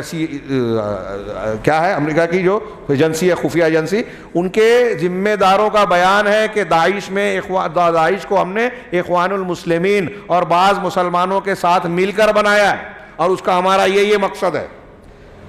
ہاں یہ داعش کے مریضوں کا علاج یہاں ہوتا ہے, ہاں اسرائیل میں لبنانیوں کا ان سے خفیہ معاہدہ ہے, ایک مرسی کا نمائندہ وہاں جاتا ہے. خیر وقت میرا متعینہ ہو چکا ہے. یہاں ایک بات قابل لحاظ ہے کہ تولیت, دوستی اور نصرت یہ دو الگ الگ چیزیں ہیں. اس سلسلے میں بہت اہم تفصیلات بیان کی ہیں. میں دو جملے میں, حضرت حاتب بن ابی بلتہ کا واقعہ آپ جانتے ہیں کہ اللہ کے رسول صلی اللہ علیہ وسلم کے صحابی تھے. انہوں نے ایک خط لکھا کہ نبی صلی اللہ علیہ وسلم آپ پر حملہ کرنے والے مکہ والوں کو, تو مسلمانوں کے خلاف, اللہ کے رسول صلی اللہ علیہ وسلم کے خلاف جو ہے مشرکین مکہ کو خبردار کرنا چاہا. اللہ نے خبر دی, رسول اللہ صلی اللہ علیہ وسلم نے صحابہ کو بھیجا. جو عورت خط لے جا رہی تھی گرفتار ہوئی, خط پکڑا گیا, آیا, یہ بخاری کی روایت ہے, بخاری مسلم میں, اور پھر وہ خط نکالا گیا تو اس میں وہی مضمون تھا کہ حاتب نے بلتا سے مشرکین مکہ کی طرف. جب نکالا گیا, آپ نے بلایا, پوچھا حاتب یہ کیا ہے, تو انہوں نے کہا کہ آپ میرے بارے میں جلد بازی نہ کیجئے, نہ میں مرتد ہوا ہوں, نہ کفر پر راضی ہوا ہوں, اور نہ دین کو اسلام لانے کے بعد اس سے ناراض ہوا ہوں. بات دراصل یہ ہے کہ میرے کچھ رشتہ دار وہاں ہیں, ان کو میں نے کافروں پر احسان اس لیے کیا کہ اس کے بدلے میں میرے رشتہ داروں, بیوی بچوں کو نقصان نہ پہنچائے. ہاں حضرت عمر نے کہا کہ اللہ کے رسول مجھے اجازت دیجیے میں اس منافق کی گردن اڑا دوں. ہاں اس لیے کہ اس نے اللہ اور رسول کی خیانت کی. اللہ کے رسول نے کیا کہا کہ اس نے جو کہا صحیح کہا, اور عمر انہیں چھوڑ دو, تمہیں کیا معلوم, یہ اصحاب بدر میں سے ہیں, اور تمہیں کیا معلوم کہ اللہ تعالیٰ نے بدر کے لوگوں کی طرف جھانک کر دیکھا نظر رحمت سے, اور یہ کہا کہ جو چاہے کرو, میں نے تم کو بخش دیا. اس کا یہ مطلب نہیں ہے کہ ان کو کفر اور شرک کی اجازت مل گئی. اس سے یہ دلیل ملتی ہے کہ اللہ کے رسول یہ بتانا چاہتے ہیں کہ اگر نیت کفار و مشرکین کے مذہب کی سچائی, ان کے غلبے کی نہیں ہے تو یہ کفر نہیں ہوگا. اگر کافر اور مشرک کی مدد دنیا کے کسی مقصد کے تحت ہو رہی ہے اور مسلمانوں کے خلاف اگر کر رہے ہیں تو یہ حرام ضرور ہے, گناہ ضرور ہے, کفر نہیں ہوگا. اور کافروں کی مدد اگر اصلاح کے لیے ہو رہی ہے, آپ کے یہاں کوئی ایسا شخص ہے جو بم دھماکہ کر کے لوگوں کو نقصان پہنچا سکتا ہے, معصوموں کی جان لے سکتا ہے, آپ اس کی خبر جو ہے کسی کو دے رہے ہیں, حقیقت میں مسلمان حاکم ہو غیر مسلم ہو, کافروں کو اگر مدد کر رہے ہیں تو آپ لوگوں کی جان بچانے کے لیے ایسا کر رہے ہیں, یہ نیکی ہے, برائی نہیں ہے, یہ نیکی ہے. لہذا یہ کافروں کی مدد میں شامل نہیں ہوگا. تو کافروں کی مدد کے بھی الگ الگ درجات ہو سکتے ہیں. یہ میں نے 2-3 شکلیں بیان کرنے کی کوشش کی. 9ویں اور 10ویں چیز کو ایک ایک جملے میں صرف پڑھ کر سنا دوں کہ 9ویں چیز جو اسلام کو توڑ دیتی ہے, جو یہ عقیدہ رکھے کہ شریعت کے دائرے سے کسی بعض لوگوں کو نکل جانا جائز ہے. شریعت محمد کی پابندی بعض لوگوں کے لیے ضروری نہیں ہے, جیسے حضرت خضر شریعت موسیٰ سے نکل گئے تھے. ہاں, جو ایسا سمجھتا ہے وہ بھی کافر ہوگا. ہمارے یہاں اہل تصوف یہ کہتے ہیں کہ ہمارے پیر صاحب, ہمارے مشائخ ڈائریکٹ اللہ سے سنتے تھے, انہیں نبی کی ضرورت نہیں ہے, لہذا یہ اپنی شریعت پر عمل کرتے ہیں, اور مریدین کے لیے گارنٹی لیتے ہیں کہ اپنے شیخ کے طریقے پہ چلیے, جنت ملنا ہی ملنا ہے, رسول کی حدیثوں اور تعلیمات کی ضرورت نہیں ہے. جو ایسا عقیدہ رکھے وہ کافر ہے. اور یہ جو مثال دیتے ہیں کہ خضر علیہ السلام موسیٰ علیہ السلام کے خلاف گئے اس لیے کہ ان کے پاس علم لدنی تھی, تو ان کو کئی جواب علماء نے دیا ہے, اس تفصیل کا موقع نہیں ہے. ایک جملہ صرف یہ کہ موسیٰ علیہ السلام حضرت خضر کی طرف نبی بنا کر نہیں بھیجے گئے تھے, لہذا ان کی بات نہ مان کر وہ آزاد نہیں ہو گئے. اس تفصیل سے میں آگے بڑھتا ہوں. 10واں مسئلہ الاعراض عن دین اللہ, اللہ کے دین سے اعراض کرنا. دین سے اعراض کرنا کہ کوئی آدمی اس کو نہ سیکھے نہ عمل کرے. ہاں, اس پر اللہ تعالیٰ کا یہ قول دلیل ہے, ومن اظلم ممن ذکر بآیات ربہ ثم اعرض عنہا انا من المجرمین منتقمون. اب اعراض کی بھی کئی شکلیں ہیں. ایک یہ کہ آدمی توحید کو نہ سیکھے, نہ سمجھے, نہ عمل کرے, تو یہ کافر بنا دینے والا ہے. ایک اعراض یہ ہے کہ توحید سیکھتا ہے, دین کی اصل اور بنیاد کو جانتا سمجھتا ہے, کچھ تفصیلات کی طرف سے اعراض کرتا ہے, منہ موڑتا ہے, تو اس کے درجات ہوں گے, کبھی گناہ ہوگا اور کبھی وہ کوتاہی ہوگی. اس سلسلے میں اب ان تمام چیزوں کے بعد شیخ محمد بن عبد الوہاب رحمہ اللہ نے بتایا کہ یہ جتنے بھی نواقض ہیں ان میں کوئی فرق نہیں ہے. ہاں, ان کو اختیار کرنے والا اگر مذاق کر رہا ہے, حاذل ہے, جاد یعنی سنجیدہ ہے, یا خوفزدہ ہے, یا اس میں کوئی فرق نہیں ہے. اگر ان تمام شکلوں میں کوئی مذاق کرتے ہوئے طلاق دے گا تو طلاق واقع ہو جائے گی. ایسے ہی کوئی مذاق کرتے ہوئے کفر کا ارتکاب کرے گا ان نواقض میں سے تو وہ کافر ہو جائے گا. اسی طریقے سے کوئی سنجیدگی سے کہہ رہا ہے, کوئی ڈر کر کہہ رہا ہے, ہاں, کہ ارے میں اگر اسلام قبول کروں گا تو ایسا ہو جائے گا, آج کل ہندوستان میں ایسا ماحول ہے تو ہمارے یہاں بیان دے دیا, ہاں, سیاسی لیڈر بننا ہے, لوگوں میں مقبول بننا ہے, لالچ کی وجہ سے یا ڈر کی وجہ سے کہ ہاں مسلمان ایسے ہیں, مسلمان دہشت گرد ہوتے ہیں, یہ ہوتے ہیں. غلط ہے, جانتا ہے, لیکن کہہ رہا ہے دوسروں کی خوشی کے لیے. تو اگر اسی طرح ڈر سے اگر کوئی نواقض ایمان کو قبول کرتا ہے تو وہ بھی اسلام سے خارج ہو جائے گا. مستثنیٰ کیا, جو میں آخری بات بہت اہم ہے کہہ رہا تھا, کہ شرائط اور موانع والی بات. اگر کوئی مکرہ ہو, زور زبردستی سے کس سے کہا جائے کہ کلمہ کفر بول ورنہ گردن مار دوں گا, عمار بن یاسر والا واقعہ یاد کیجئے. اب وہ دل میں ایمان رکھتے ہوئے زبان سے کہتا ہے کہ کفر کا کلمہ, تو بھی کافر نہیں ہوگا, یہ رخصت ہے. ہاں, عظیمت اور اعلیٰ درجہ یہ ہے کہ گردن کٹ جائے, جلا دیے جاؤ, مار دیے جاؤ, شرک نہ کرو, کفر نہ کرو. لیکن اگر کوئی زور زبردستی سے کیا جا رہا ہے کفر کا کام, تو پھر کروایا جا رہا ہے, تو وہ کافر نہیں ہوگا. اسی طریقے سے ایک بحث یہ ہے اس جلد میں کہ کوئی جہالت سے کر رہا ہے, تو جہالت کے سلسلے میں وہ تفصیل ہے. علامہ ابن تیمیہ وغیرہ کہتے ہیں کہ اکثر و بیشتر علماء اس بات پر متفق ہیں کہ جہالت کی بنیاد پر اگر کوئی ناقض ایمان میں سے کوئی چیز کا ارتکاب کر لے تو اس کو کافر نہیں قرار دیا جائے گا جب تک کہ اس پر حجت قائم نہ ہو. بعض علماء اس جہالت کو عذر نہیں بھی مانتے ہیں, تو ان کے یہاں بھی کچھ شکلوں میں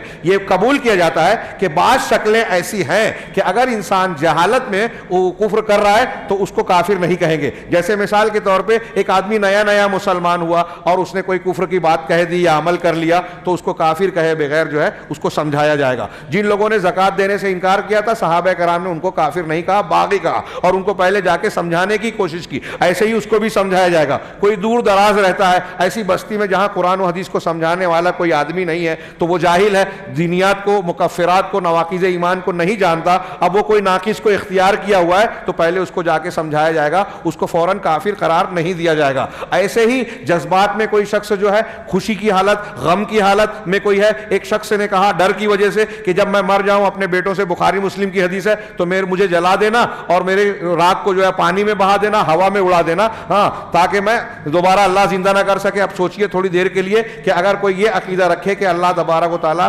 دوبارہ مردے کو زندہ نہیں کر سکتا، راکھ میں بڑھ جانے والے کو زندہ نہیں کر سکتا، تو اس کو کیا کہیں گے؟ وہ کافر ہوگا، کیونکہ وہ اللہ تعالیٰ کو علی کل شیء قدیر یا محیی الموتیٰ نہیں سمجھ رہا ہے. لیکن اس آدمی نے جو مسلمان تھا، بیٹوں سے کہا کہ میں نے کبھی نیکی نہیں کی، جلا دینا، آدھی راکھ ہوا میں اڑا دینا، آدھی پانی میں بہا دینا. اللہ نے زندہ کیا، پوچھا ایسا کیوں کیا؟ کہا تیرے ڈر کی وجہ سے، معاف کر دیا. ہے نا حدیث میں بخاری کی. تو پتہ یہ چلا کہ اس کا یہ عمل اس وجہ سے، اس عقیدے سے نہیں تھا کہ اللہ تعالیٰ دوبارہ زندہ نہیں کر پائے گا. اس پر اللہ کے خوف کا اتنا غلبہ تھا کہ اس خوف کی بنیاد پر وہ یہ طے نہیں کر سکا. ٹھیک ایسے ہی جیسے میں نے ابھی بتایا تھا کہ ریگستان میں اونٹ کھو گیا، اونٹ ملنے کے بعد انتہائی خوشی میں جذبات سے مغلوب ہو کر اس نے کہا کہ اے اللہ تو میرا بندہ، میں تیرا رب ہوں. ہاں، یہ کہہ دیا تو ایسا شخص بھی کافر نہیں ہو جائے گا. ایسی اور بھی بہت سے دلیلیں ہیں. اور اس سلسلے میں، جہالت کے سلسلے میں، انہوں نے کہا کہ علامہ البانی وغیرہ نے وَمَن لَمْ يَحْكُمْ بِمَا أَنزَلَ اللَّهِ کے بارے میں ایک پورا مقالہ لکھا ہے. انہوں نے تلقین کی، میں نصیحت کرتا ہوں طلبہ کو کہ علامہ البانی کا وہ مقالہ ضرور پڑھیں، وہ انتہائی مفید ہے. اور دنیا میں جو تکفیرین ہیں اس کی وجہ سے بڑے تلملائے ہوئے ہیں. اس مقالے پر انہوں نے بہت اچھل کود کی لیکن اس کا جواب ان سے بن نہیں پایا. ہاں، اس سلسلے میں اور بھی علماء نے بہت ساری وضاحتیں کی ہیں. مزید نہ موقع ہوتے ہوئے آخری جملہ جو شیخ عبد المحمد بن عبد الوہاب کا ہے، وَكُلُّهَا مِنْ أَعْظَمِ مَا يَكُونُ خَطَرًا، یہ جتنے بھی نواقض ہیں سب خطرے کے اعتبار سے سب سے عظیم چیزیں ہیں. وَأَكْثَرِ مَا يَكُونُ وُقُوعًا، اور دنیا میں سب سے زیادہ واقع ہو رہے ہیں. اسی لیے بہت سارے نواقض میں سے میں نے اسی کا انتخاب کیا. یہ اشارہ کر رہے ہیں آخر میں دعا کی کہ نعوذ باللہ من موجبات غضبہ، ہم اللہ کی پناہ اور بچاؤ چاہتے ہیں اس کے غضب کے موجب چیزوں سے، ایسی چیزوں سے جو اللہ کے غضب کو واجب بناتی ہیں اور اس کے عقاب اور دردناک سزا کو متعین کرتی ہیں. ہم اللہ سے ان کی پناہ چاہتے ہیں. وصلی اللہ علی خیر خلقہ محمد وآلہ وصحبہ اجمعین. یہاں رسالے کا خاتمہ ہوا، اس کی بھی شرح کی، اس دعا پہ خاتمہ کیا. میں اللہ تعالیٰ کا شکر ادا کرتا ہوں پہلے، اور اس کے بعد یہاں کے ذمہ داران کا، منتظمین کا، بطور خاص میرے شاگرد، ہاں، اور میں ان کو محترم شعیب کہوں گا کہ ان کا، کہ انہوں نے اور آپ نے مجھے یہ قیمتی موقع دیا. میں نے ابھی جہاں جہاں کلکتہ میں اور دوسرے مقام پر خطبہ دیا، مجھے اندر کا ایک احساس اور جذبہ تھا. یہ بات میں نے بیان کی کہ ہم بہت دور رہتے ہیں. ان میں سے اکثر لوگ ہم پہلے نہیں جانتے، ملاقات نہیں ہوئی. ہمارا یہ رشتہ اللہ نے دین کی بنیاد پر قائم کیا. آپ حضرات اور میں اس دین کی بنیاد پر ایک دوسرے کو اجنبی نہیں سمجھ رہے، اگرچہ پہلے ہم کہیں نہیں ملے، ہمارا کوئی اور رشتہ نہیں، لیکن یہ رشتہ سب سے پاکیزہ، سب سے محترم اور سب سے مضبوط ہے. اور اس رشتے کی بنیاد پر آپ حضرات نے موقع دیا، دین کی باتیں سنی، مجھے سننے کا، بیان کرنے کا موقع دیا. اس پر میں آپ حضرات کا شکر ادا کرتا ہوں اور اللہ سے دعا کرتا ہوں کہ آپ نے یہ جو قربانی دی، میں نے جو کچھ بیان کیا ٹوٹی پوٹی باتیں، اس میں جو غلطیاں ہوں اللہ معاف فرمائے، اور جو اچھائیاں ہوں اس کے ذریعے سے دنیا اور آخرت میں ہمیں اجر اور اچھے بدلے سے نوازے. اور میں تمام لوگوں کے لیے یہ کہوں گا کہ اللہ تبارک و تعالیٰ سے دعا کریں کہ ہمارے لیے ایسی اور مجلسیں ہوں جو ہمارے لیے دنیا اور آخرت کے لیے مفید بنے. وآخر دعوانا ان الحمد للہ رب العالمین وصلی اللہ علی نبینا محمد.